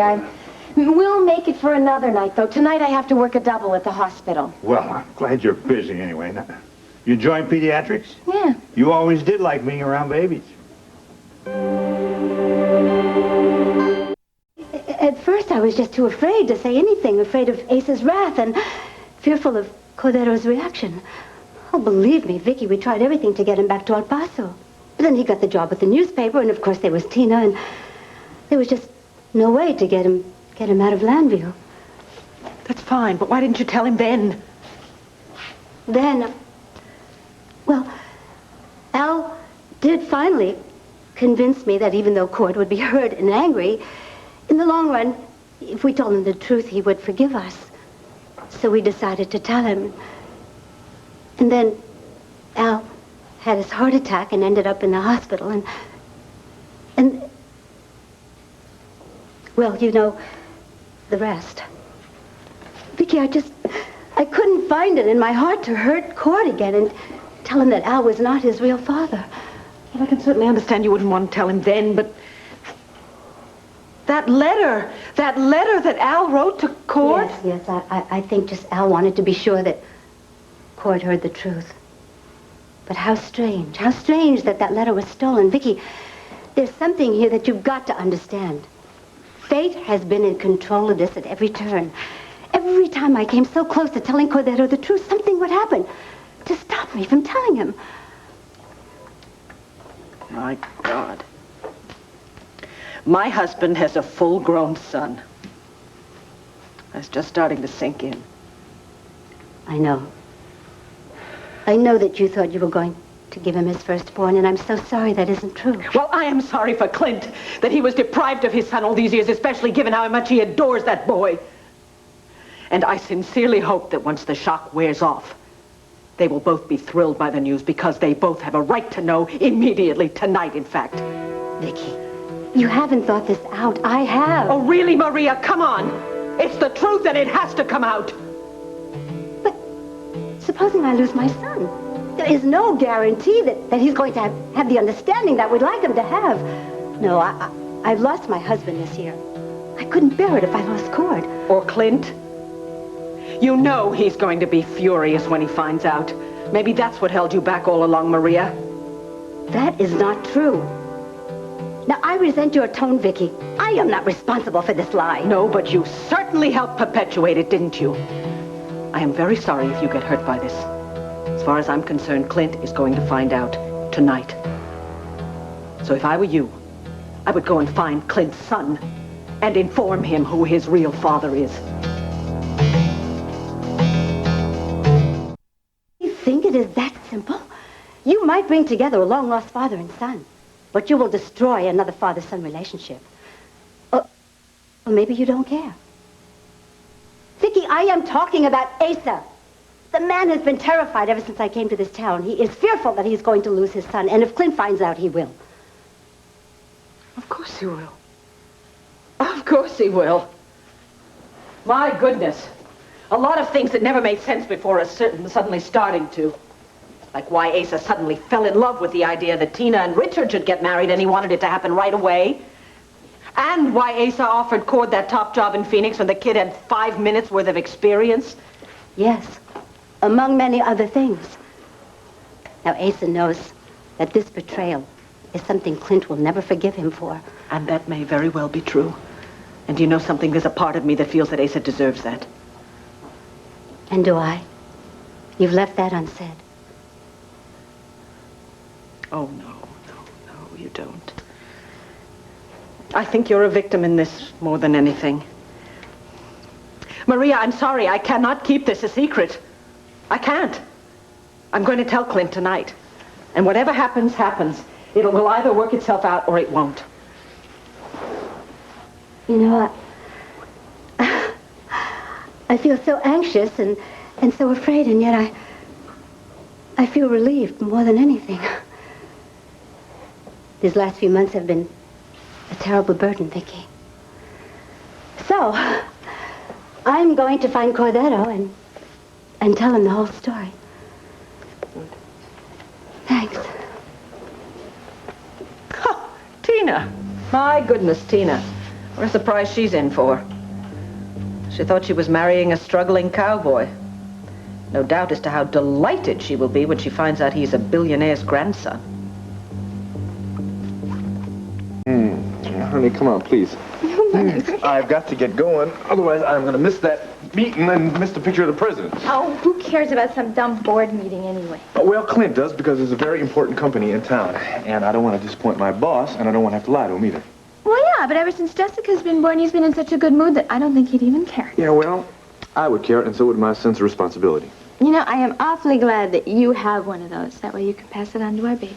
Well, you've got one, too. It just is a little buried right now. Yeah. Honey, I was thinking, you know, maybe we shouldn't raise the child here in Landview. Why not? Well, because we have all sorts of options. You know, we could go out west, we could go to Europe. Europe? Tina, why would we raise any child of ours in any place but the United States of America, huh? Well, I don't know. I guess that was a stupid thing to say, huh? You just go on to work. And besides, I thought we were talking about learning by example, huh? With Vicky and my ma, things like that. Now all of a sudden you don't want any family around?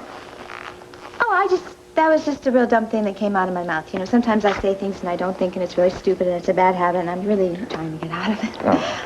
Well, you'll be waiting for me when I get back? In my new negligee. They'll be lying in our satin sheets. We have satin sheets. We've always had satin sheets. I guess I've been too busy to notice. Oh. You know what's really neat? Is once we have little Junior, Quartertina Junior, we could tell them how they were conceived between our beautiful pink satin sheets. Oh, girl, you keep talking like that, and we're going to conceive that child right here on the rose nylon carpet, all right? I'll talk to you later. Okay. Bye, honey.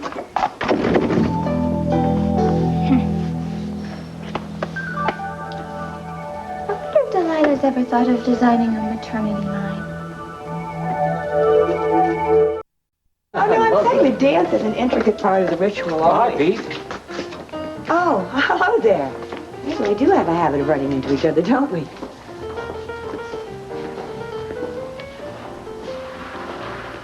There's no accident, Pam. See the guy just walked over there and sat down? Yes, I've seen him around the hotels. Must be one of the guests. Guess again.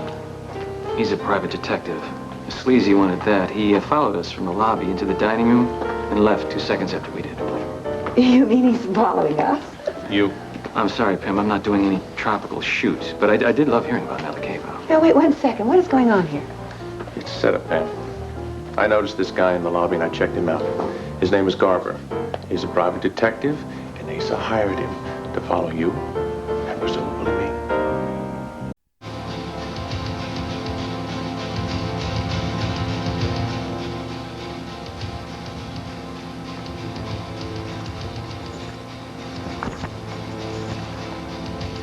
Well, I'm off to heed the messenger, Mitch.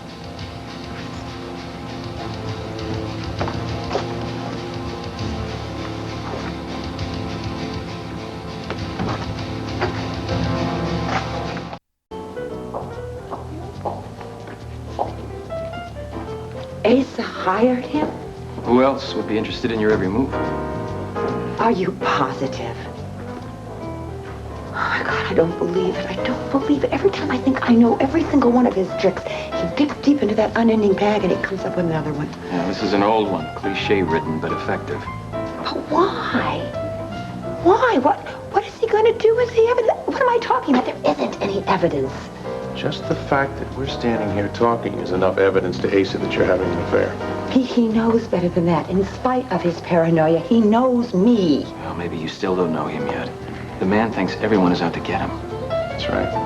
He's feeling so guilty because of the way he treated you. He actually believes you're having an affair. Even if it were true, I mean, what is he going to do with that kind of evidence? Lock me up at the mansion? Well, he might use it to end the relationship. He doesn't want that. He wants this marriage to work. He loves me, Pete. Oh, great. Both of you think I'm just gullible, don't you? Possibly. All right, then. I'm not going to confront Asa Buchanan, or I'm going to fire that man, but I am going to give that little detective something to think about. Oh, Pete, come on over here. Why don't we go up to my suite right now and order a couple bottles of champagne and just have a lovely evening? Brad, it was really nice to see you. Enjoyed talking with you about Maracaibo. Likewise. Come on, Pete.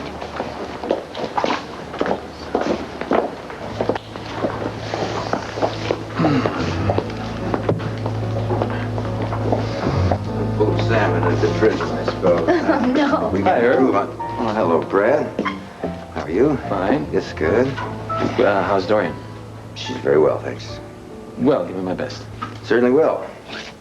Right. So, let me see now.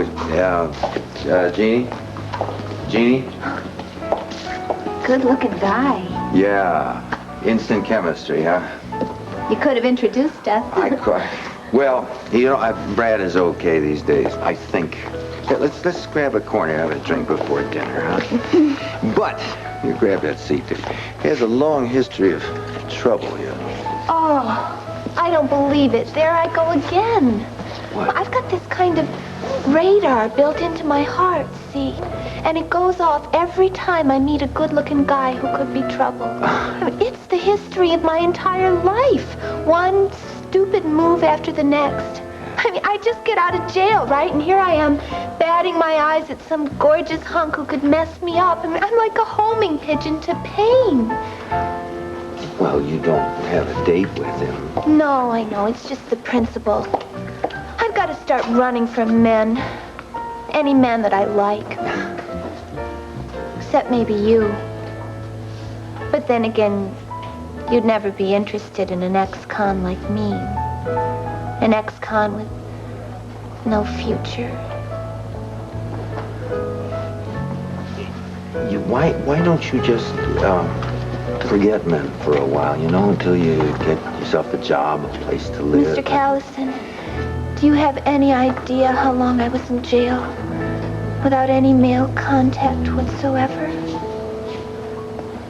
Herb. But then again, you're right. Priorities, right? A job. But I don't even have any clothes to go job hunting in. I have a charge account at Logan's. Oh, no, I couldn't. Never. I mean, you've already given me my room here. It's too much. No, I meant as a loan. That until you get going. You are so great. Wow. Why did Dorian ever divorce you? I divorced her. Oh. Well, I don't really understand that either. Listen, I really appreciate all of this, and I swear I will pay you back as soon as I can, Mr. Herb. I have no doubt about that, Jeannie. You know, as soon as I get settled here, I think I'm going to pay a surprise visit on my friends Clint and Vicky Buchanan. Oh, this ought to be very nice. They have a new baby, you know. Yeah, I know. I read about it. Yeah. Well, look, thanks again. And again and again. Ah. And I will pay you back as soon as I can, I Don't promise. worry about it. Unless, of course, you'd like a check right now. Joke. Oh. Yeah. Hey, how do you like it so far, huh? My beauty. What? Is your every whim and your every need being catered to? Oh, you are a busy girl. Do you feel loved and secure? Hmm? You miss your daddy? You know something? You do? Well, your daddy misses you too. Yes, he does. But he's coming home later this evening. Yes, he is. Oh, honey, I'm going to have to tell him then. As beautiful and as precious as you are to him, you are not his firstborn. Oh, come on. You're not his firstborn. You're his second. I know that you don't know who Cordero is yet, but he's a very wonderful, very warm young man, and he's going to be your big brother. And I know that he's going to do everything in his power to love you and take care of you and protect you, just like all the rest of us. As wonderful as this revelation is going to be, it's going to bring a lot of pain. Yeah, pain for your daddy, pain for Cord and for Maria, and I think most of all for your grandfather, who adores you so much, but Clint is going to be so hurt, and he's going to feel so betrayed. You know something? I don't think anybody has warned you yet that you were just born into a family where every single day starts with a big question mark as to what could possibly happen next. I hope you were born with a hearty soul and a strong heart because, my darling, being a Buchanan and a Lord, you're gonna need it. Come on, let's sit down. Oh, my sweetie pie. How are we doing? Oh, we're fine. She took all her formula. I think she's ready for bed. I think she's a little fussy. There, darling. She's such a darling. I love being around to take care of her. Well, I love the fact that you are here for her to watch her grow, just the same as you've done Kevin and Joey. You've been such an enormous help over the years. Thank you. You know it's my pleasure.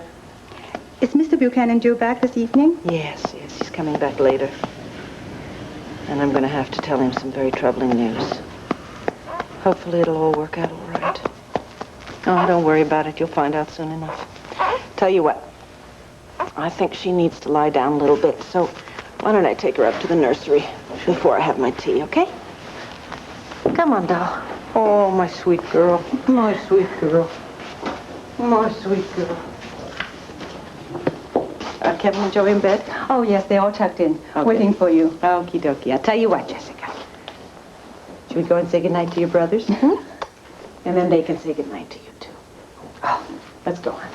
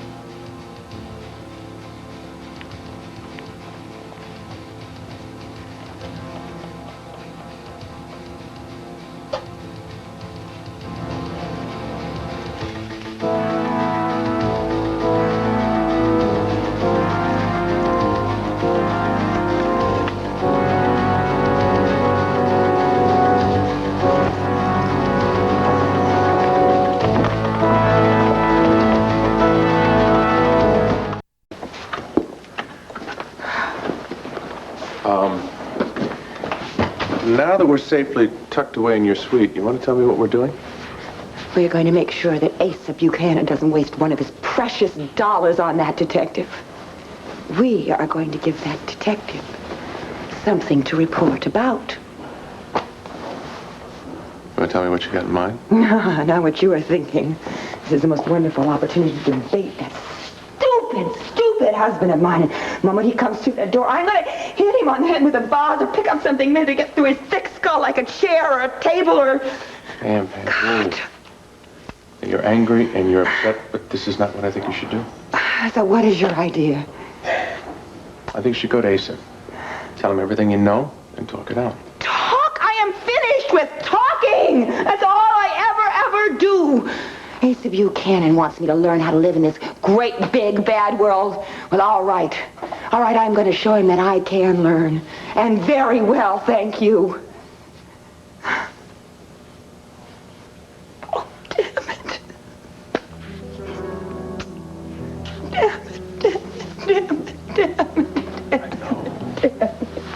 I know.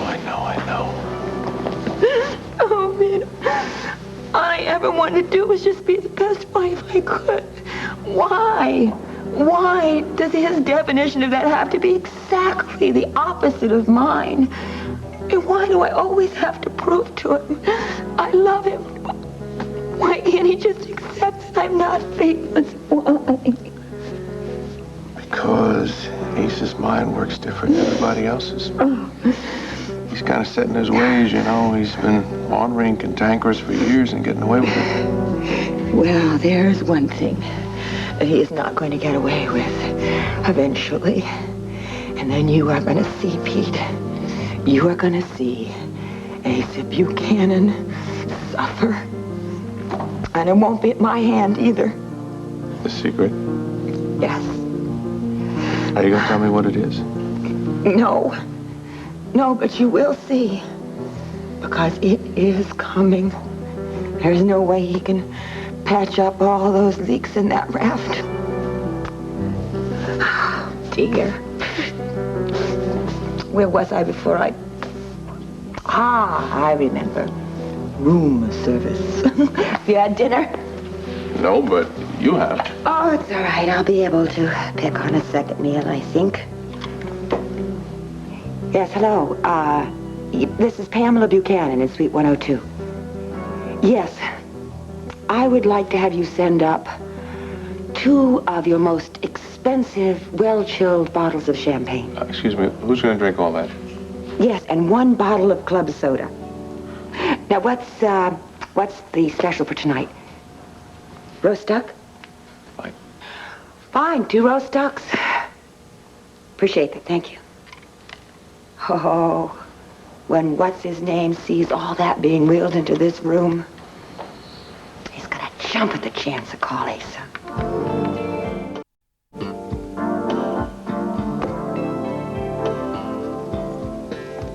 The issue of paternity. What havoc it's wreaked down through the centuries. Look at what it did to Tina and to me and to this whole family. Because my father and Irene Manning took the secret to their graves. Oh, I'm so sleepy. Sleepy, sleepy, sleepy.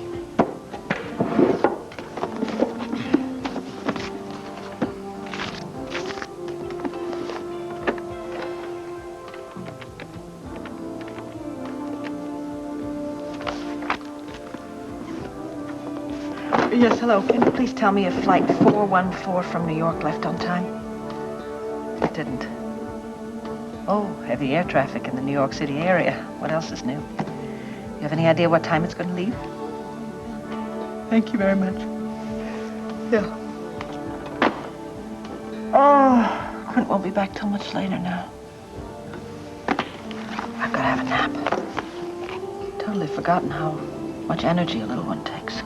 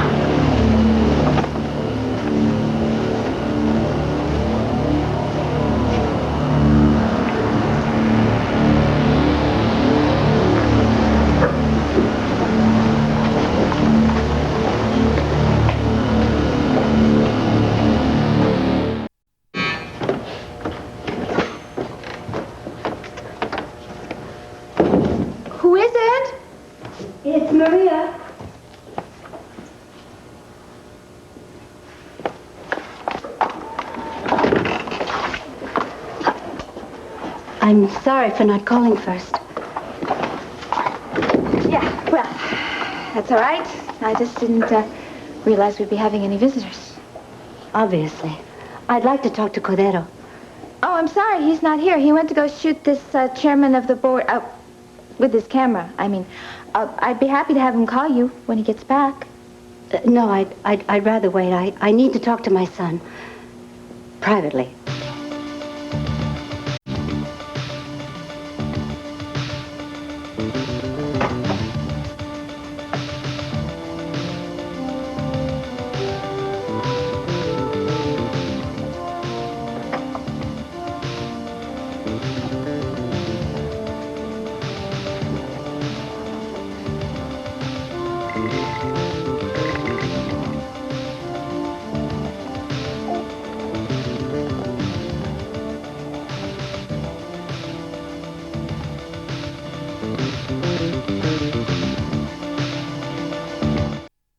Jessica, take you away from your family. But I have to. I will never in a million years be able to explain to you why I have to do this. Oh, Jessica, there's this voice in my head, and it keeps telling me what to do. But don't worry. I have to steal you from your family.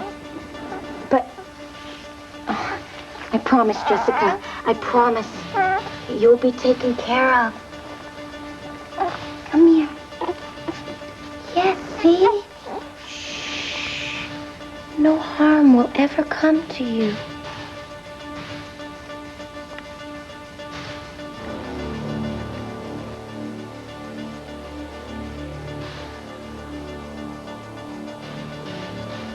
I'd like to talk to Mr. Buchanan, please. When will he be back? Yeah, all right. Look, just tell him Louis Garber called, all right? And tell him I'll be there around 11 tonight. Yeah. Yeah, and tell him it's very important, all right? Got it? Right, thanks. Talk? Yes. Well, what about? Well, if I told you that, Tina, it wouldn't be private anymore, would it? No, I guess not, but I really can't imagine what it is you have to talk to him about that I couldn't hear. I know that you are his wife, but he is still my son, and I have a right to talk to him alone. Yes, you do. How are you? Fine. Well, have you had any luck finding an apartment? No, afraid not. Well, have you seen the baby? You know, Vicky and Clint's. I saw Clint briefly before he went to his conference in New York, and I chatted with Vicky. Is she feeling all right? Fine. Look, there's no reason for me to bother you, so when Cord gets back, just have him come to my suite, all right? You will relay that message? Oh, yes, of course I will. Maria, wait, please. Please, look, Maria, this is really awful. I mean, I'm your daughter-in-law. You're my mother-in-law, and we both love Cord so much, and then you come here and we're alone in the room and we hardly have anything to say to one another. That's true. Well, maybe if you could just stay for a minute, maybe we could get to know one another. Tina, I really don't feel up to this tonight. Look, I can see that you're upset, but listen, I'll make some coffee. It'll only take a minute, all right? And then we can discuss raising children. Why? Well, because Cord and I have decided to have a baby.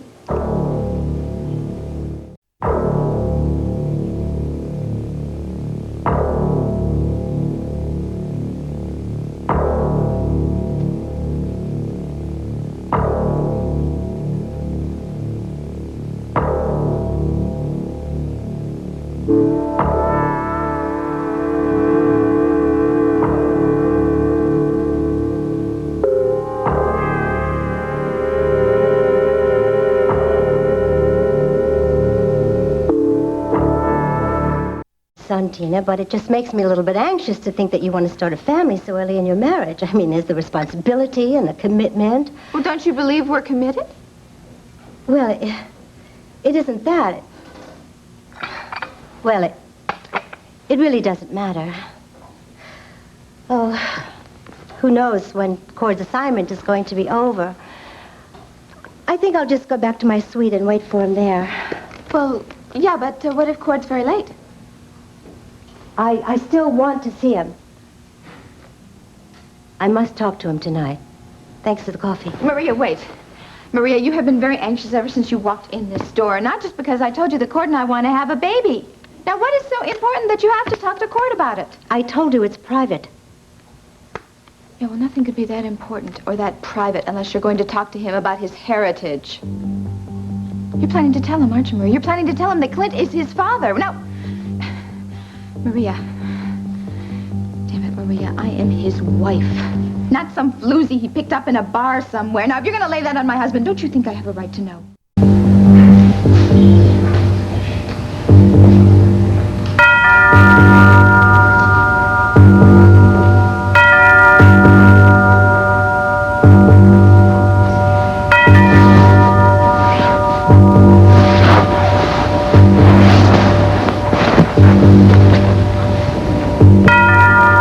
Coming.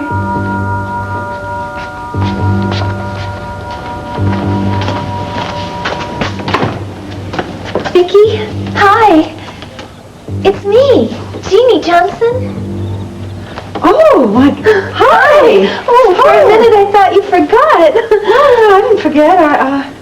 I was in the middle of a deep nap. Sorry. Oh, I'm sorry. I should have called you. No, it's okay. It's the butler's night off, and I said take a minute to orient myself. Come on in. Are you sure? Because I can come back another No, day. absolutely. No, I'm delighted to see you. Sit down. Oh, thank you. Ooh, you want some tea? Oh, no thanks. So, I hear you're real happy with Clint and you have a new baby. And... Oh, yeah, we had a little girl. Our first. Her name was Jessica. Oh, did you know that I just got out of jail? I'm sorry, I don't mean to change the subject or anything, but I got so nervous on my way over here because I was afraid you wouldn't want to associate with me anymore since I've been convicted of forging checks. Well, you're a free woman, right? Thanks to Herb Callison. Oh. See, he discovered that they were withholding evidence against my ex-boyfriend who looked just like Don Johnson and who really was the check forger. So now I'm free and innocent and I get to start a whole new life. Now, can I please see your little baby since I'm really not a convicted criminal? Yeah, Jessica's asleep in the nursery, but you know she's going to be waking up for feeding and I guess in about a half an hour. Why don't we have a little chat and get reacquainted and maybe this tea will wake me up a little, okay?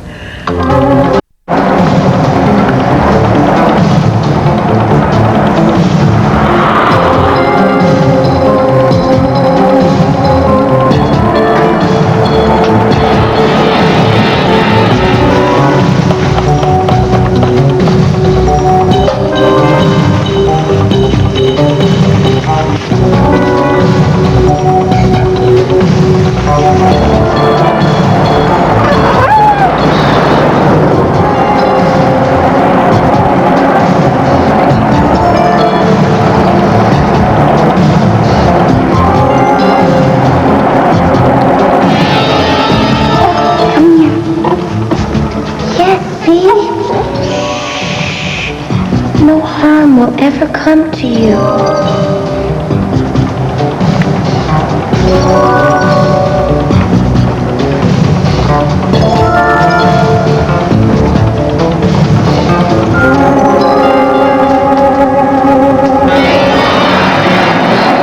Oh, God.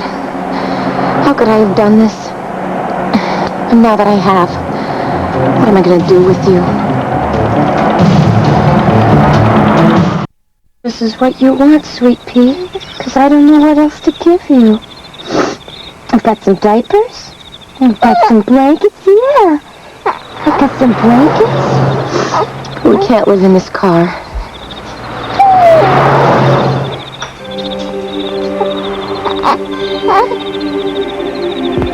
We're going to steal Vicki and Clint's baby. Understood? But that's not all we're going to do to the Buchanans. Not by a long shot. We're also going to play a little trick on their minds. Yes, we're going to make it look like Nicky Smith stole the baby. And for that you will need a costume. You'll need a flashy-looking dress and a very special wig. What kind of wig? Don't you worry about that. I'll take care of that. I'll get it for you. I'll get you everything you need. And I'll tell you just how to use it. The effect has to be perfect. Well, after I've stolen the baby, what should I do? Well, you'll keep it nice and warm and safe. Then you'll let me worry about the rest. Now, that's all for now. But, what about the plan? You said that... All in good time, Allison. You'll know everything. All in good time. You're an evil man, Mitch Lawrence. You drugged me. You programmed me to steal the baby. Only you didn't tell me what to do with her. Sorry we didn't keep in touch. Oh, hey, that's okay. Besides, I kept in touch with you through the newspapers. I read all about that witch, your sister, trying to commit you and all that terrible stuff you went through. Oh, well, that's long behind us at this point anyway, thank heavens. Actually, things are pretty calm now. Oh, that's great, because you deserve it. Well, I mean, I don't suppose any family thrives without any problems, but... Oh, no, we're fine. I'm so glad, because Clint loves you so much. You know what I have to tell you? That night that Nicky Smith left and that I came back, my husband... I'll never forget it. Well, thanks to you. That's the night that I conceived Jessica. Oh, you're kidding. No. It's so wild. So she's fine and healthy and everything? And she's beautiful. Oh. I'm sorry. What are your plans? Plans. They're wide open. Herb was nice enough to get me a place to live and lend me some money and his credit card so I can at least get some clothes. I'd be glad to help you in any way I can. Oh, that's okay. I can only stand being in debt to one person at a time. You know what? I think I'm going to leave because you really should get some sleep. No, you don't have to leave. Clint's going to be home from New York pretty soon, and I'm going to wait up for him anyway. Well, why don't you just sleep till he gets here? Well, don't you want to see the baby? Oh, hey, I can do that another time. I mean, the kid's not going to change that much in a couple of days. We touched base, and that's the important thing. Sorry. Jeannie, if there's anything I can do at all to help you, lend you money or anything, please let me. I owe you such a debt. So does Clint, and we wouldn't feel that it was an imposition if we could help. I know, because you're both really great people. Look, I'll let you know if I'm desperate, okay? No, just stay put. I can find the door. Don't be silly. My daughter's voice is going to come over the intercom any second demanding her supper. Oh, well, you just rest till then.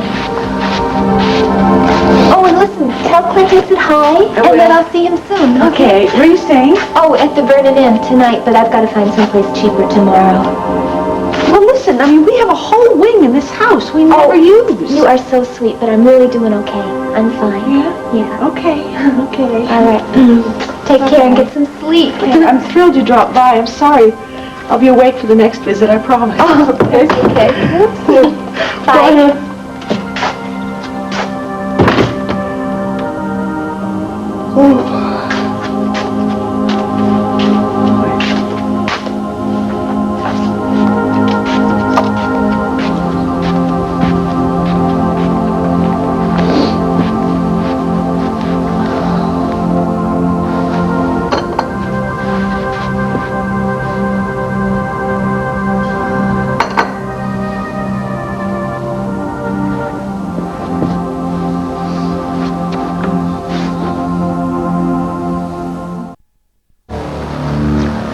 Sweetheart. Vicky? That baby got you worn out already, sweetheart? Huh? Clint! Hi, you're home? Yes, I'm home and you are out.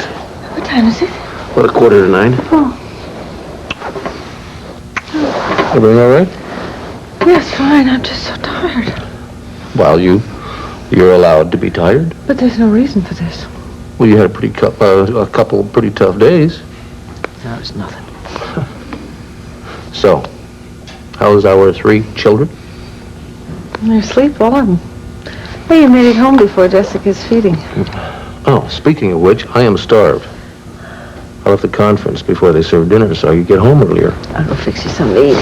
No, I got a better idea. Why don't you go upstairs and go to bed, and I will feed myself and our daughter. No, you don't. I can build a sandwich. Besides, Jessica herself requested of me this morning that when I get home, I personally give her a bottle. There's something I'm not going to argue with you. I'm too tired. Okay. Want me to tuck you in? No, you go get something to eat. I can make it. Good night.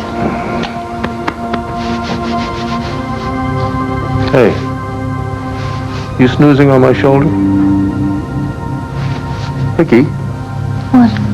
are you snoozing on my shoulder? Oh, yeah.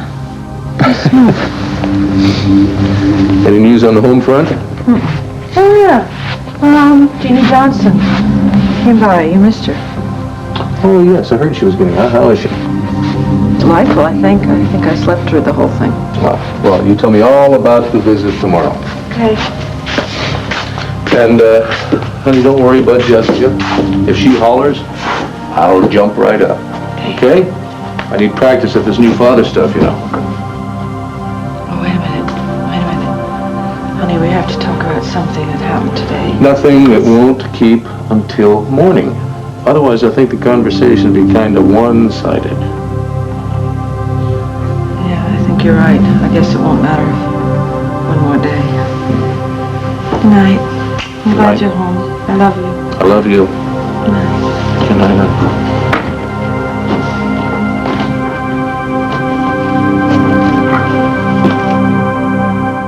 I'm telling court tonight. But why? I'm already a few years too late.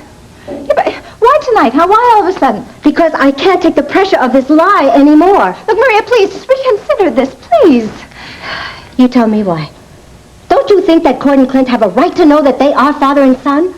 Yes, I do, but Clint is so happy right now with his new baby and everything. You don't want to ruin that. I am not willing to let this go any further. No, wait, you're not leveling with me, are you? There's somebody or something is forcing you to let this out. I mean, why else would you? You're so afraid of Cord's anger all these years, and so out of the blue you decide to do this? You don't give a damn if Cordetto is angry at me. You're only concerned about yourself, so cut the bull.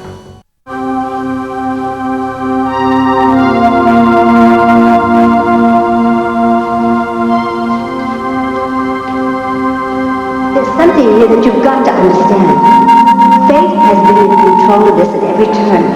Every time I came so close to telling Cordetto the truth, something would happen to stop me from telling him. My God. My husband has a full-grown son. That's just starting to sink in.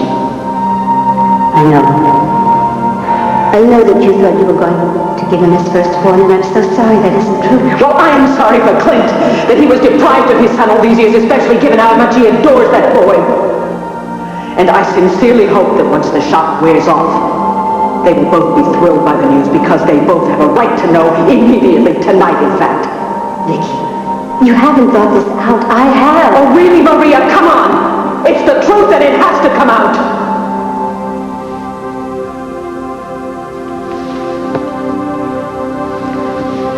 Oh, I have to stay awake. I have to tell Clint tonight that Cord is his son. He should know. He should know.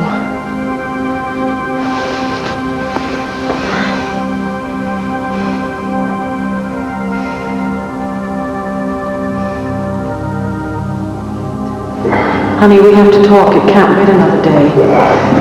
Maria came to visit today.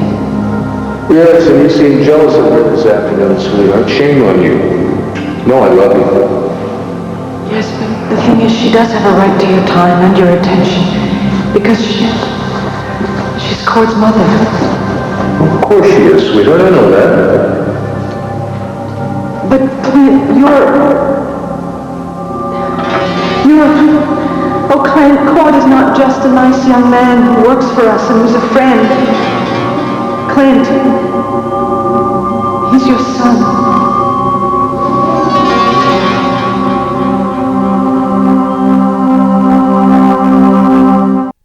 So you're going to tell him that I knew who he was before I married him, huh? You'd really do that? Tina, it is not my intention to break my son's heart. I only want to tell him the truth. He doesn't even think that I'm capable of lying to him. I mean, if he discovers that you've lied too... Look, Maria, I love your son. I really, really do. And he loves me, and I will make him happy the rest of his life. I promise you I will. I swear it on everything sacred. Oh, please. I mean, a part of me will always believe that the only thing sacred to you is money.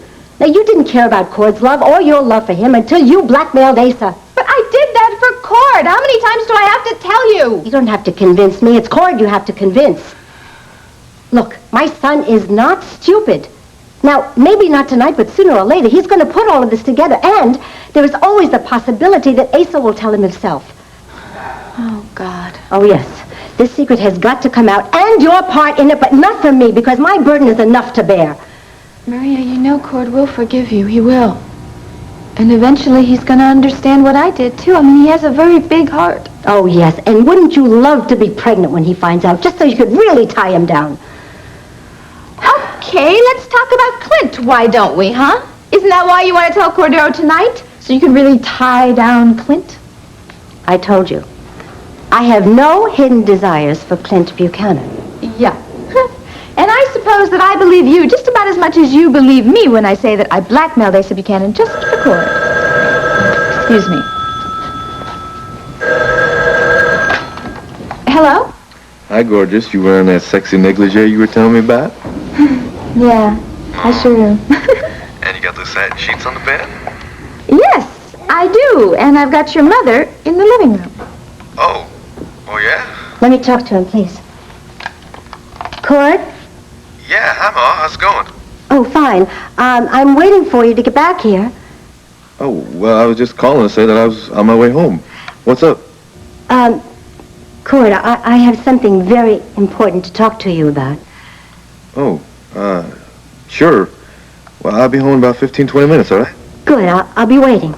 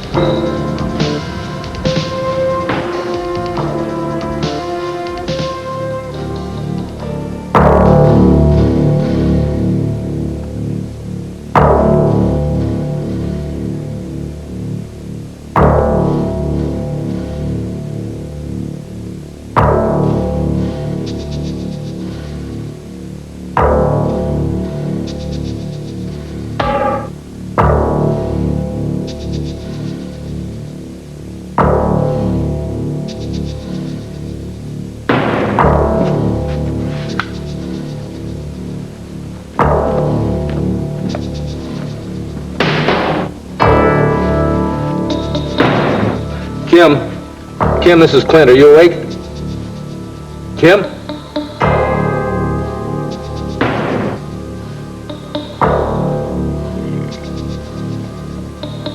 Kim, this is Clint. Yes, Mr. Buchanan. Kim, do you have Jessica with you? No, she's in the nursery. Kim, come to the nursery right away.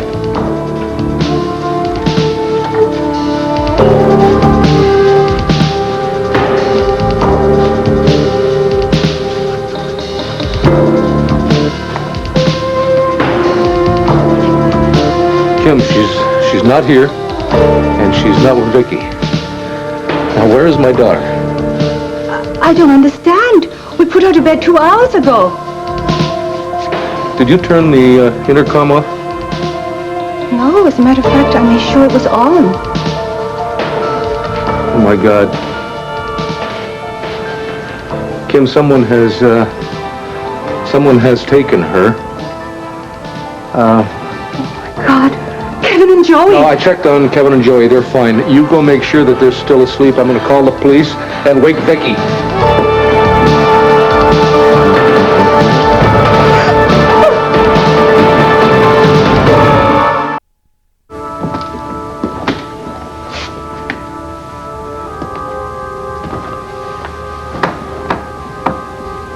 Honey.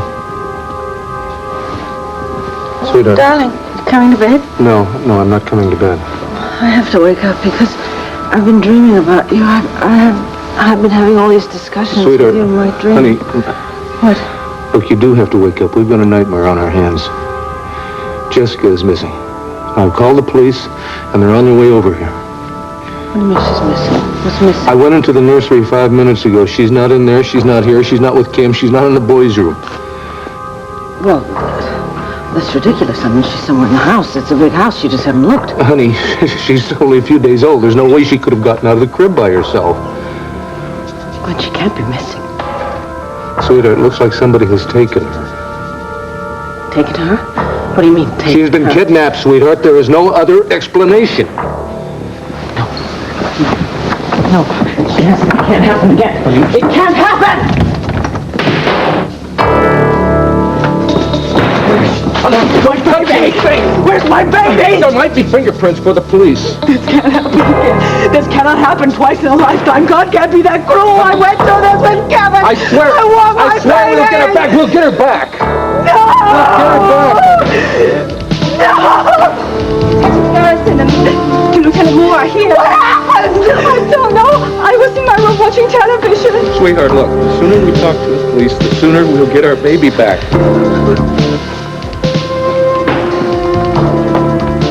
This lock hasn't been tampered with, Rafe. Nope. Rafe, please, you took the baby. Please, you gotta find her. You gotta bring her back home safe. With Cord so you can tell him. In private, okay? But you have to promise me that you're not going to tell him that Mitch Lawrence told me who he was before I agreed to marry him. I said I wouldn't say anything more to shock him, didn't I? All right, I'll wait in the bedroom. Okay, that way he can call me when he needs me, because believe me, he is going to need me. Hello, ladies.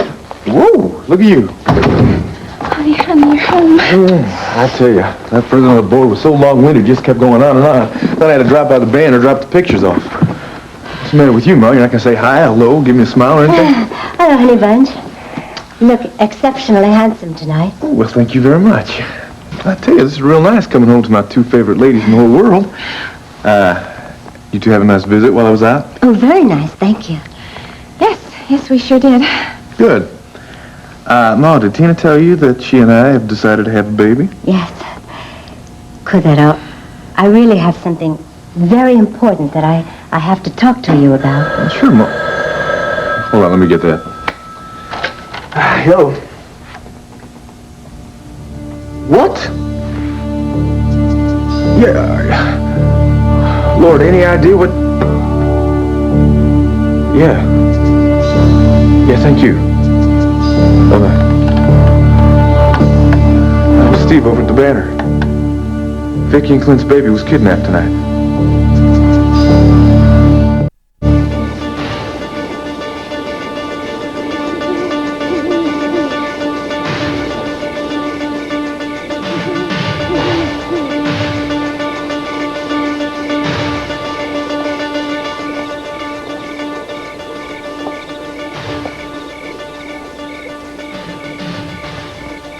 I know you're not in that grave, Mitch Lawrence.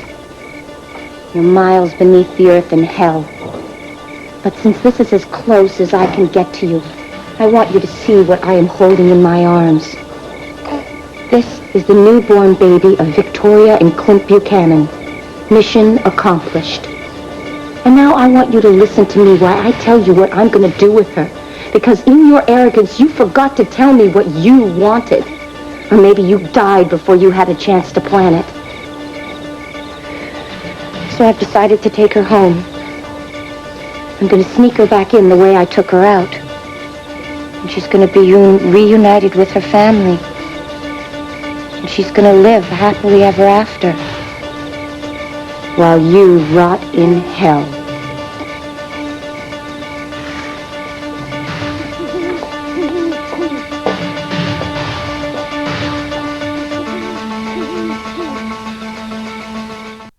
Who on earth would want to kidnap that little baby? I can only think of one person, and he's dead. It's got to be some lunatic thinking about the ransom money is all. Do they have any clues? No. Steve said that the police were headed over to Landfair. That's all he knew after Clint called. Well, we have to do something. Honey, there's nothing we can do right now except maybe go over there and give them some moral support. Why don't you go change, huh? Yeah, I'll do that. Clint must be destroyed. Ma, you want to come along with us? Well, of course. No, I don't think it would be right, Court. Yeah, maybe you're right. Maybe I shouldn't go too, huh? No, you go. You must. I know Clint needs you. I'm positive he would want you there. Man, this is so unreal. I can't even imagine what they must be feeling right now. I can. To lose a child is... I wonder, why would anyone do this? Why does anyone want to hurt us now? I don't know, but the police will find her. They'll rescue her. They'll bring her home. Will they? Yes, of course, Vicky.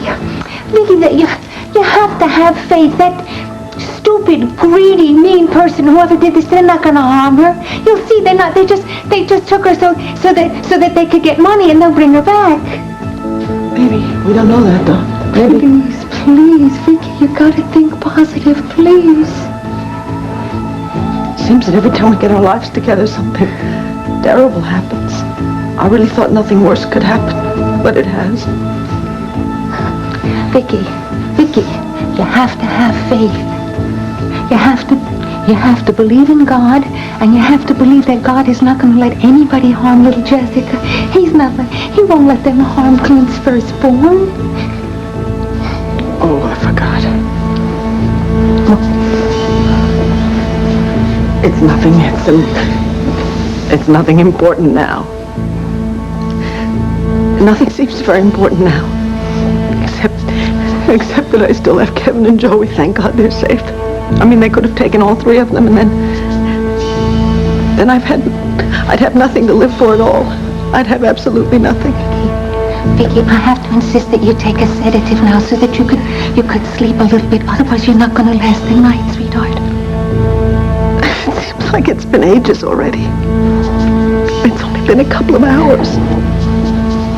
It's too long. Damn it, it's too long. Has just confirmed Jeannie Johnson's story. She called the Landview Cab Company to pick her up at the Vernon Inn at 8:15 p.m. The driver waited outside and returned her to the inn before 9. Jeannie Johnson didn't do it. You are spinning your wheels by even checking her out. Clint, we know our job, huh? The driver and Jeannie are being questioned to see if they noticed anyone in the area with a baby or anything that struck them as unusual. Rafe, look. Kim was watching television. Vicky was napping. Now, Jeannie Johnson left here just before I came home. That means that this thing had to happen sometime after 7 o'clock when Kim and Vicky put Jessica to bed, and sometime before 8:30 when Jeannie Johnson got here. So far, it looks that way. Yes, but I'm talking about what might be an hour and a half's head start. You guys are combing the immediate neighborhood. You should be setting up roadblocks. Clint, we've alerted the state police and the feds. Now, what about your father? Does he know? Of course not. I didn't call anybody except you guys. Well, Asa needs to know in case the kidnappers decide to call him for ransom instead of you. I never thought of that. They could do that, couldn't they? Lieutenant, you go up to the nursery and help Russ. If there's a single shred of evidence up there, find it. Will do? What the hell are you doing?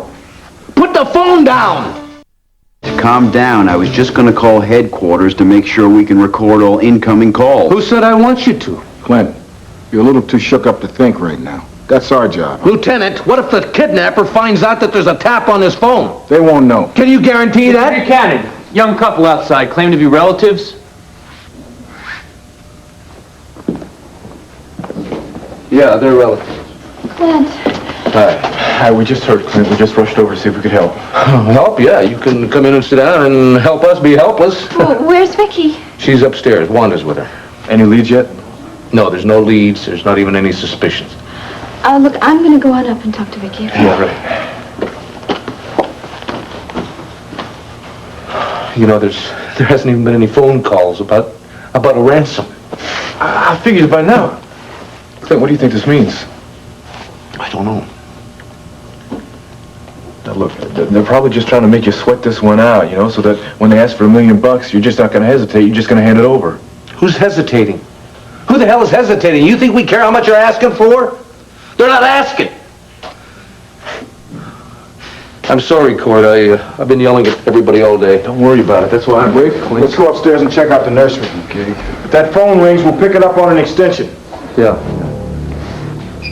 Now listen, huh? You can yell at me all night if you want to. I just got to try and hold it all together for Vicky and for nobody else. Come on. Vicky is upstairs and she's being well taken care of. You and I are the only ones here right now. So if you just want to let loose for a little bit, that's fine. In fact, I think it might be a good idea. She's a baby, for God's sake. She's a helpless, defenseless, totally vulnerable little human being. Baby. I'll go get you a cup of nice herb tea. I bet you could use that.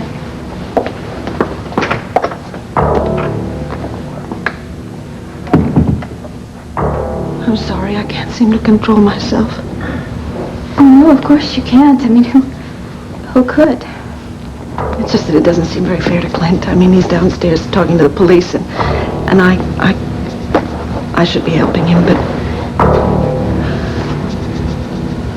it's so unexpected. I mean, never in my wildest dreams would I have imagined this. Vicky, you'll get her back. You will. I know that I feel it in every bone in my body. You will. That little girl will not be hurt. I'm trying very hard to believe that, too, but I tell you, every minute it gets harder and harder. Kevin! I heard noises, and I looked out the window, and there was a police car.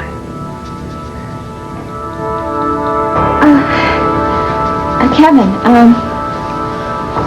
there's been a robbery in the neighborhood. Somebody took something very important, and that's why the police are here to come and check it out. What house? What got stolen? Well, I think you'll have to wait till tomorrow morning to get all the details from your father. All right, but everything is going to be just fine. It's going to be okay. Are you okay, Mom? Yeah, your mom just has a bad headache. A real bad headache, and I was going to help her into bed before Cord and I left, but you know what? Maybe I should tuck you in, huh? You think you'll be able to sleep now that you know everything's okay? Yeah. I'm kind of sleepy. Good night, Mom. Good night, my darling. I love you. I love you. Here, Kevin, I'll tuck you in. Okay.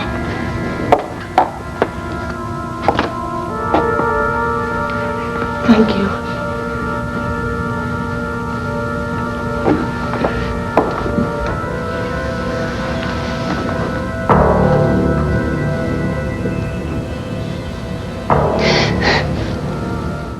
But with this window either.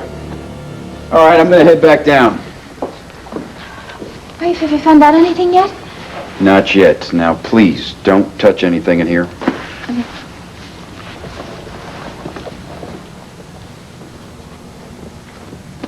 Hey, look at this. What do you got? Looks like strands of red hair caught in the mobile. This could be a break.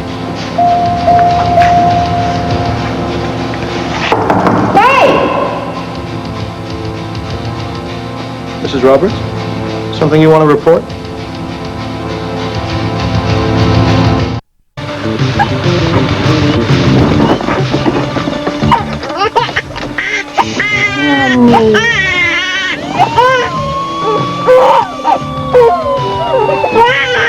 Oh, no, Jessica.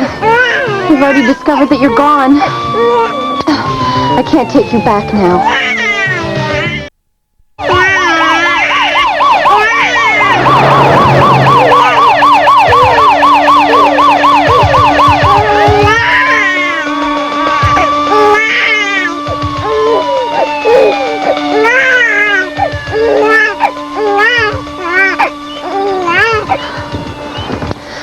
Oh, my God, the police are everywhere.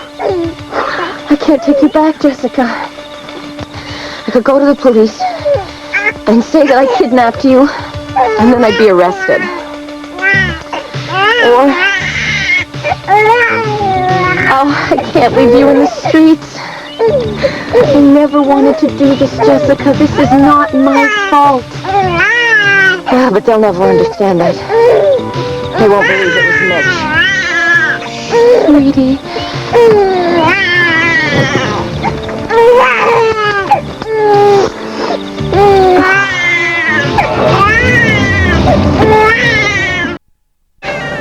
Jessica, honey, I don't know what you want. Yes, I do. You want your mommy. How about some music, huh, honey? How's that? Oh, Jessie, I can't take you home now. I just can't. We interrupt this program to bring you a special bulletin. The state police have set up a dragnet in and around Llanview in the aftermath of the Buchanan baby kidnapping. Oh, my God. Well, will the police be looking for you in New Jersey, too, Jessica? You haven't said a word since we left Landfair. I know, I guess it just hurts too much. Yeah, I know. Look, I guess I better give my mom a call and tell her... Tell her what? That there's no news? Do you know what you wanted to talk to me about before? What was so important? Well, I don't think it was very important. Nothing was very important compared to this. No, I guess not. Of course, honey. Honey, before you talk to your mom, I have to talk to you about something. I mean, I hate even thinking about this, but I can't get it out of my mind. Sure, honey, what is it? Do you remember when I told you about that red-haired lady that I saw at the nursery? Yeah. We were at Landfair. I went into Jessica's room, and these detectives were in there. They were trying to get evidence, right? And they found some strands of red hair in the crib. Really? Yeah, so all I could think of was that red-haired lady, and all I could think about was Nicky Smith, too. Oh, Tina, now come on. I know. That's why I didn't say anything to him.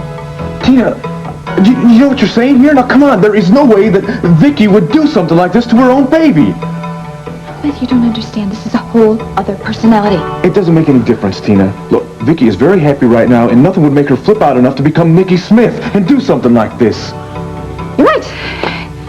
You're right. Nothing would make her change. Now, look, I want you to go to the police, and I want you to tell them about this woman you saw, but I do not want you to say a word about Nicky Smith. You got me? Yeah, well, actually, I'm going to wait. I'm going to wait until I find out for sure that those red hairs do not belong to a red wig. I'm starting to feel so guilty. Guilty? Why? Because I was here, and I somehow let this happen. Honey. Look, I can say I shouldn't have gone to New York. Or I shouldn't have stopped to fix a sandwich. Let's not compound this with guilt, okay? Because this is all gonna end. It will, and it's gonna have a happy ending. Okay. I know I haven't waited this long for my own child to have it end in tragedy. Yes? Excuse me, Clint, Phil needs to see you downstairs. What happened, Rafe? Just some questions about the household staff. But they didn't do it. Vicky, nobody broke in. Someone used keys. We have to investigate the servants. Okay. I'll be right back.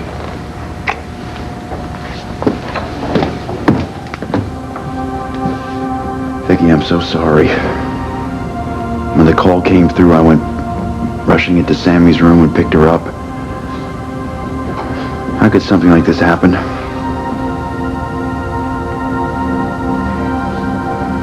I don't understand how the world works anymore, Rafe.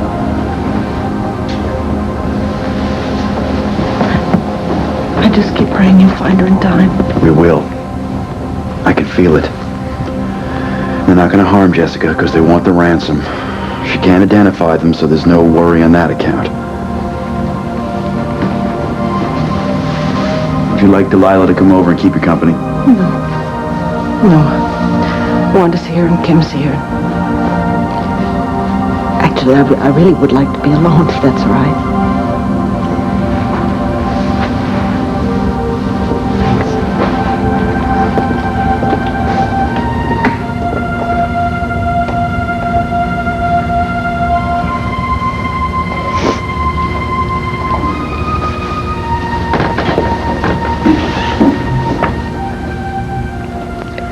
Our Father, who art in heaven, hallowed be thy name. Thy kingdom come, thy will be done, on earth as it is in heaven.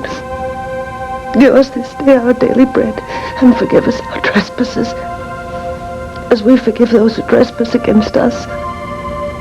And lead us not into temptation, but deliver us from evil.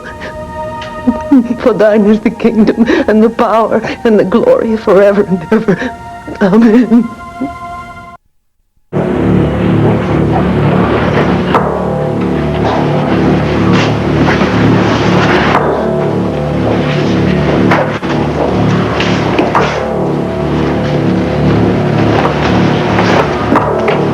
Son?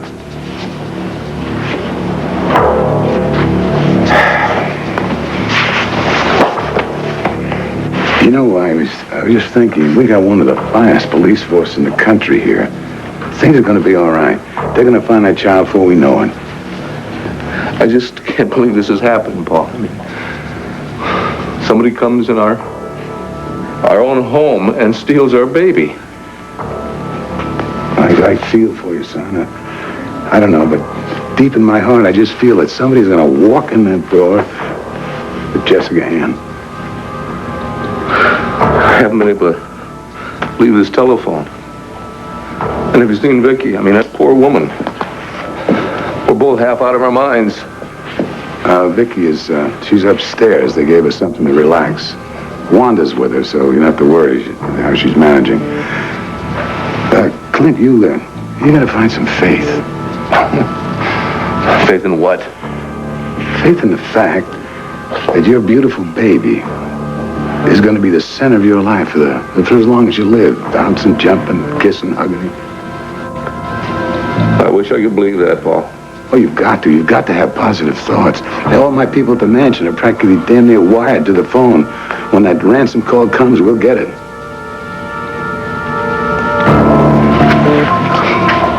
I appreciate everything you're doing. I just wish there was more I could do, but I'll tell you, whatever they want, I don't care if I have to bust every bank in Texas, they're going to get their money.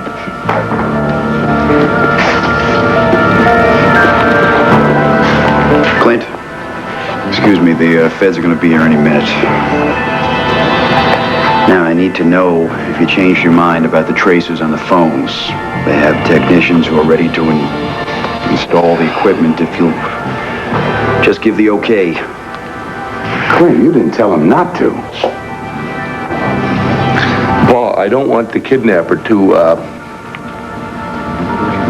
not bring her back. Clint, the kidnapper is going to think there are devices or traces on it, whether you do it or don't.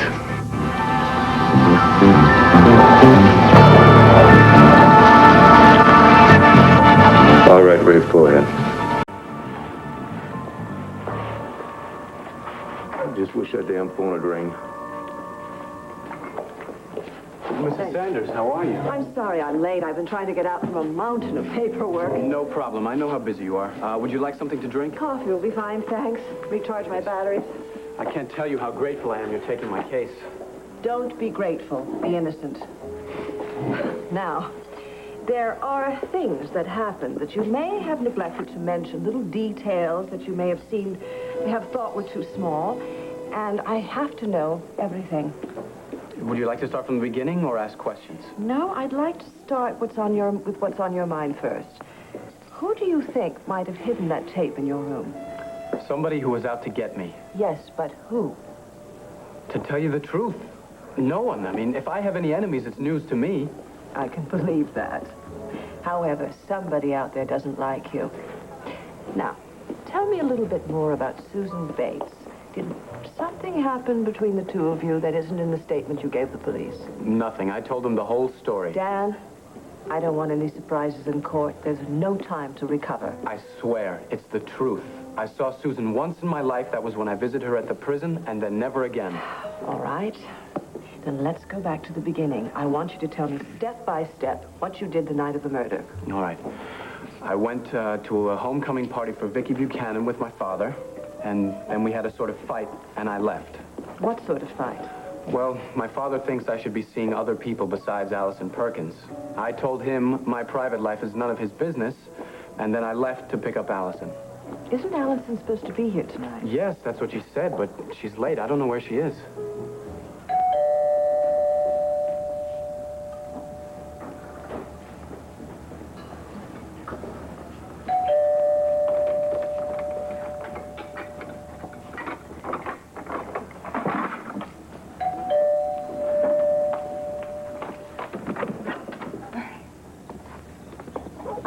canceled my bridge game because you sounded frazzled.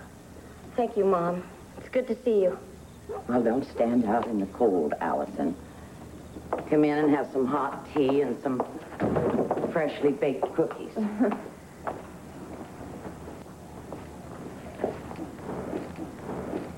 Well, come on over here and sit down and tell me why, after all these months, that you deigned to call your mother. I don't blame you for being angry. Oh. Is that my little girl speaking or the mouthpiece of the messenger of God? I'm really sorry for everything that's happened.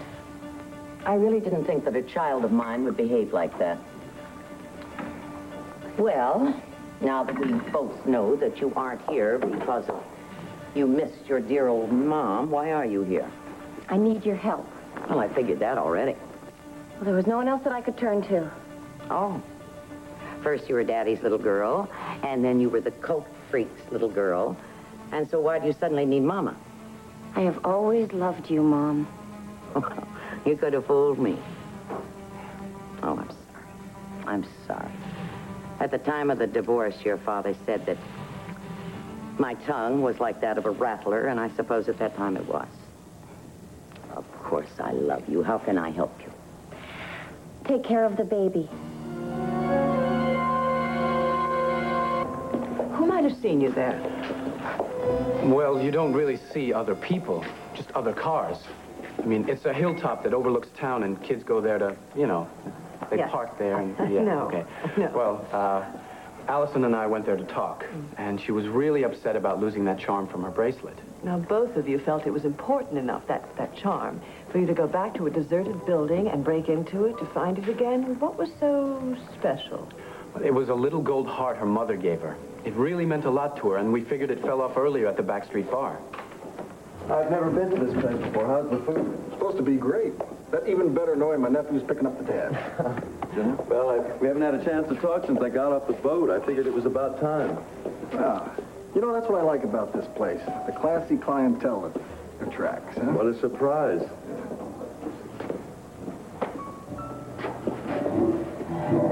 Well, Dan is a lucky man having your mother represent him, You think she's really that good? Aggressive is more of the word. You should have seen her with Dorian. I mean, if Dan has any hopes of getting off, your mother is the best chance he's got. Well, unfortunately, it's good for Dan, but it turns out to be lousy for Dad. I don't follow. Politics. Judith Sanders, the super achiever. Suddenly she'll be getting all those headlines, which makes my dad sort of look like a dilettante. Well, I didn't know he was getting ready to wheel the bandwagon back in. Well, that's what it looks like. Well, of course, your grandmother has always thought that he belongs in the U.S. Senate, hasn't she? I don't suppose she has anything to do with this new campaign? Well, no one said anything to me about it, but why else would Dad be moving back into Graham's estate? Maybe Mrs. Graham's cooking. She's not even going to be there. I mean, she always leaves for Europe for the winter. Oh, I forgot about that, yes. The opera in Italy, the theater in London. Meanwhile, Dad will have the house stuffed with servants to entertain and impress all the movers and shakers in town. Do fancy houses win elections? Now, that's a good question. Maybe. Your dad's never been much interested in the blue-collar vote, though. I don't think he even knows that there is such a thing as the working class. You never have cared for him much, but don't underestimate Dad when he wants something. And he wants to be called Senator Sanders. Did you see him on Dorian Lord's talk show? No, because I didn't even know that he and Dorian knew each other. She must have been thrilled, though. Well, the show got a lot of publicity. She can't be unhappy about that. Yeah. Where the heck is Allison? I really wanted you to hear from her about why we went to the bar to look at that apartment. There was an apartment behind the bar? Yeah, but separate. I didn't hear that it looked too nice, but the price was right. So, and we got there and the door was unlocked. And who should we run into but a real estate agent who was showing the place to Jamie. By Jamie? Well, yeah, didn't he mention it? No, I didn't know he was there. Baby. What baby? In that box, under a little blanket.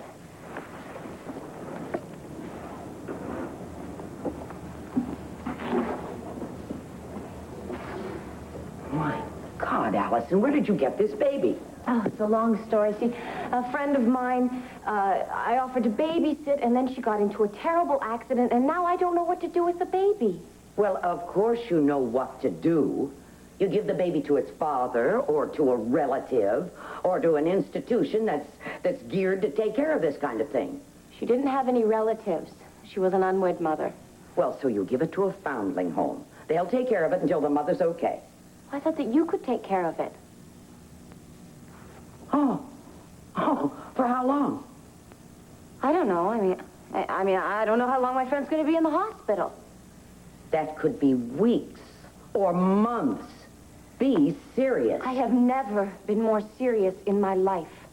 Well, now, you just wait a minute here, Allison. I have my own life now, such as it is, and it does not include feedings and diapers. Mom, and... please. A foundling home, it would be way too impersonal. This baby is used to having her mother dote on her. It would make the separation much worse if I had to tell my friend that her daughter was being taken care of someone who had never even been a mother before, who didn't know how to love her child.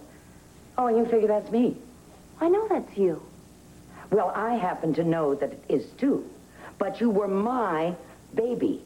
I mean, you were my genes. You were my hope for the future, and your father's too, I suppose. Until he had to go out and find a younger version of me who was prettier and... Mom, if you could just take it until I could make other arrangements. No. I am not going to start over again at my age. I have a life here, such as it is, but it's mine. I play bridge on Monday. On Tuesday, I play golf. On Friday nights, we have bowling league. And I'm always hoping that there is some Mr. Wonderful sitting in a bowling lane just waiting for me. Now, you just take your friend's kid and you go home. Please, Mom, I am begging you. I am at my wit's end. If you will just take care of it for 1 or 2 days. You sound desperate. I am desperate. Allison, is this your baby? Clint. Oh, Asa. Wanted. I came as soon as I heard. Those cops are tough out there. They wanted my press pass, photo ID, and driver's license. Yeah, well, we should have had that a couple of hours ago. It might have made things a little easier. I mean, why didn't we have security when we brought that baby home? Clint, I want you to know I'll do anything in the world to help find Jessica. Thanks, Tom. I had no idea something like this was going to happen. The newspapers, anything you want done, there, I'll handle it, okay? Just say the word, I'll take care of it. Tom, I don't know my own name at this point. I don't have the vaguest idea what to do. I know what you can do, Tom. Yeah, just say the word. I'm going to head back to the mansion to get my folks in gear. I've got helicopters, a couple of planes, and manpower, security, and I want them ready to move on a dime. I'd like you to stay here with Clint. You got it. When those phones start to ring, I want you to get in the extension and back Clint up. I mean, get the instructions clearly. I mean, where the drop is or everything. Because he is in no great shape right now. I can understand that. Don't worry about it. I'll be here, okay?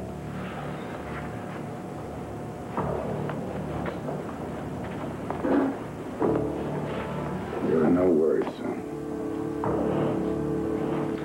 You're here, Pa, and that means a lot. There's nothing anybody can do. She's coming home. Hold on to that. I'm trying. It's the hardest damn thing I've been through in my life, Pa.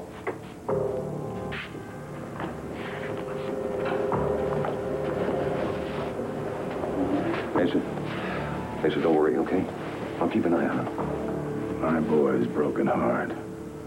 It's cracking up inside my chest. Where is that little baby, huh?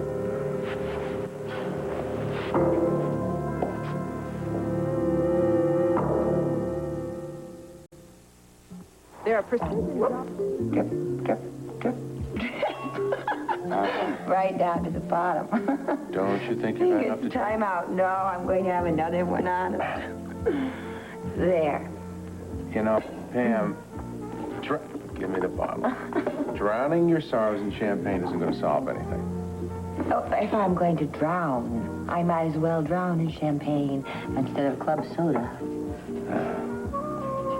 You No, you should have talked to Asa by now. Oh, the detective? No, don't you dare dignify him like that. He's what did you call him? He's the dirty shoe, the guy downstairs who was spying on us. You know, by now they probably even have drilled a hole way up in the ceiling and they're watching us. Hello? Hello? The word is gumshoe, and yes, anything's possible. Yes. Well, I'll tell you, I would be a lot happier if Asa would just burst in the door and do what he was supposed to do. Supposed to do?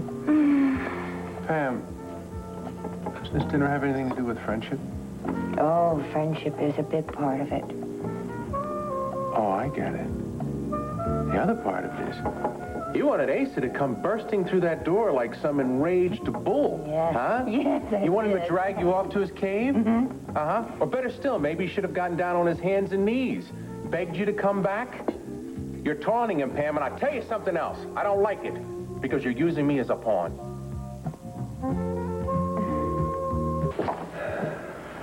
The hell are you doing? Nobody's paying you to read my mail. It's a filthy little habit of mine.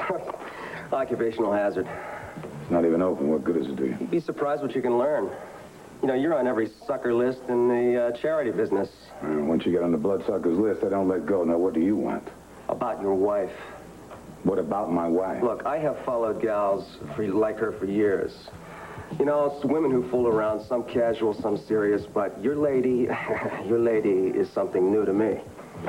Look, stop dancing around. In what way? Miss Pamela didn't give a damn about who saw her. And as a matter of fact, it was almost as if she wanted to make sure that every person in that lobby saw exactly what she was doing. What in hell was she doing? Taking Pete O'Neill up to her suite in the Vernon Inn, ordering a nice little dinner, you know, champagne. Whoa, whoa. Why? Wow. Why now? I mean, doesn't that woman know? You know, my grandchild was kidnapped tonight. And that woman picks the night to cheat on me. I have more important things to do than chase after that damn woman. I have got to find a baby. Look, don't worry about the lady. I just dropped by to let you know that we got the entire situation under control. Damn it, just do it. Just watch your every move. All right, whatever you say, Mr. B. Get the hell out of here. Pamela, how could you? I believe I have a question on the floor. Is this your baby? I never could put anything over on you, could I? Oh, now don't make me crazy with a crazy question. Is that thing in the blanket my grandchild? Yes.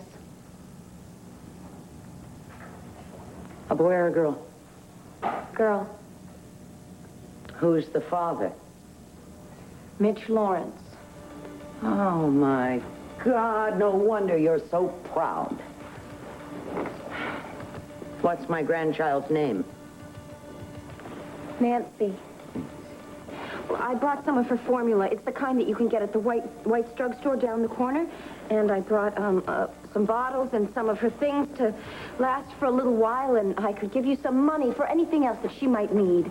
Allison, the sensible thing here is to take the baby back to the hospital nursery. Well, I assume that's where she came from. No, I gave birth in my hotel room. I had a midwife there. I didn't want anybody to know. My God, Allison, why didn't you call me if there was ever a... Are you all right? Yeah, I'm fine, really. I'm a little bit mixed up, but physically I'm okay. You have really been through it, haven't you? Well, we've got a little problem here.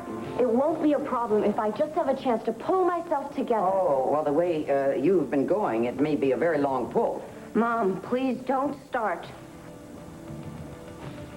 Against my better judgment, I will keep this baby for a couple of days until you get your life straightened out and make proper arrangements for the baby. Now, since this is my grandchild, I want to be assured that they are proper arrangements. They will be proper arrangements, I promise. You have a job? Yes, I'm a nurse's aide at Lambview Hospital. Well, that baby is going to need full-time care. Of course. Can you afford it? I'll manage. I'll help any way I can. I think I'll be able to get it all together. Why do I feel you're holding something back? I'm not. I love you, okay? Okay. Are you, now, can I still reach you at that Waterside Inn? Are you still there? Yep. Now, listen, Mom, I gotta be getting back to work because I'm on the night shift tonight, and I have a lot of things to do. You're the best. Well, I'm all you have. You're still the best. Take care of yourself. Okay. Good night. Good night.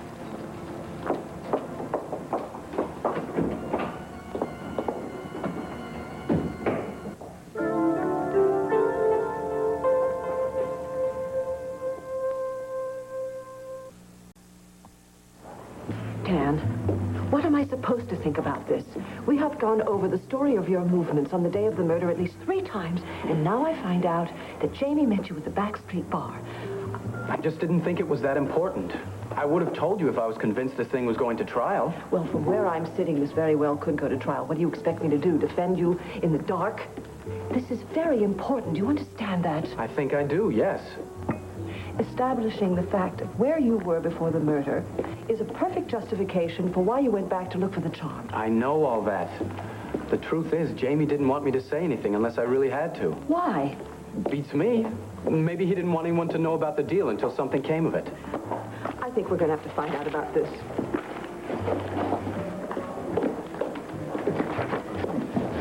Hello, Judith. Dan, how's the defense coming? Just fine, except I happen to be a little confused about my son.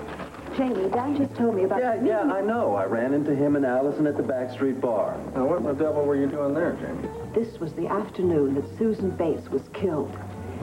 It also happens to be the bar where, if Dorian Lord is half right, Warden McFadden was running a crack manufacturing plant with convict labor. Now, what on earth were you doing there? What does anyone do with a real estate agent? I was looking at the property. All I saw was some rundown dump, a lot of dust, but no body. Well, Jimmy, what did you want with a place like that? I just asked the real estate agent about a little speculating that I wanted to do, and so he showed me the back street. Why didn't you tell me this? It puts a whole new light on Dan's defense, and it could have saved him a lot of anxiety. Mrs. Sanders, don't be angry with Jamie. I could have told you myself the first time we talked. You both have me baffled. Jamie, I want an answer to that question. There's nothing to tell. I walked in there, we looked around for 2 seconds, and walked out again. So you didn't invest in it? No way. I told Dan I didn't want you and Dad getting involved and my having to answer a lot of questions. When and if the time came that I needed to testify, I would have come forward. Well, you can start testifying right now. For instance, I need the name of the real estate agent. What for? For the subpoena. You know your mother, Jamie. She likes to prepare for any and all eventualities. And that's fine by me. Dan Wallet? Yeah, right here. Telephone for you at the bar. Thank you. I'll be right back.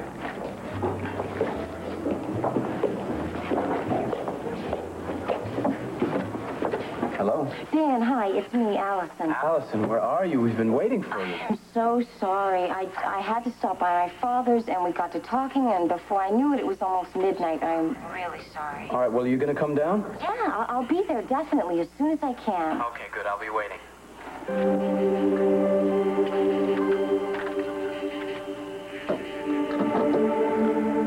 You know, Tom, a fellow goes through life and he finds himself giving up some of his hopes and dreams because he realizes that some of those just aren't going to come true. But you know, having a child of my own was one dream I just never could turn loose of. And when Vicky became pregnant, I thought, this is it, you know? The gods are smiling on me. And there was nothing left for me to ask for, because there was nothing else I wanted. You know, I was complete. Why don't you can I have that again, all right? As soon as Jessica gets back. Now, you gotta keep that hope, got it? Keep that hope. Boy, that gets just a little harder and harder. When the minutes go by and there's no contact. I've got to talk to those federal agents. I mean, there's got to be some kind of a pattern to something like this. Somebody has got to be able to make some sense. Clint, now listen to me a minute, will you? You know, I covered a kidnapping down in El Paso once. And when they got the child back, right, and they caught the kidnappers admitted that they purposely held back on making the demands. Yeah, they even missed meetings that they had arranged. Why? You want to know why? Because that was as part of their tactic, you see. That was to keep the psychological pressure on the family. That's all it says. How cold-blooded can people be? I mean, how can they do such a thing? Forget Vicky. Forget me. But a baby, Tom. I mean, I know. Baby. I know, Clint, yeah. But see, look, I agree with your father. This is money. Just money, that's all. Pure and simple. And they know. Now, Clint, listen to me. They know to pull this thing off. They've got to keep the child safe and sound. Oh, Tom, they don't have to do any such thing. They can do anything they want to with that baby. They don't have to keep her safe and sound. They just got to make us believe that she's safe and sound.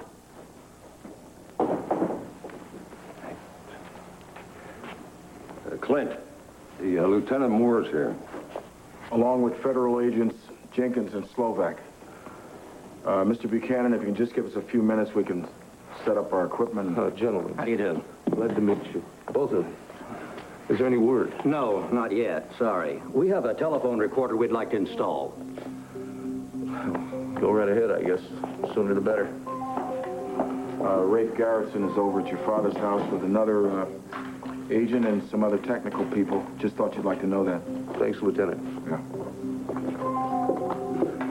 How do you go about tracing the phone call? Oh, the phone company does that for us. They pick up on our signal while we're recording, and they run a trace. Everybody's working on this one, Mr. Buchanan.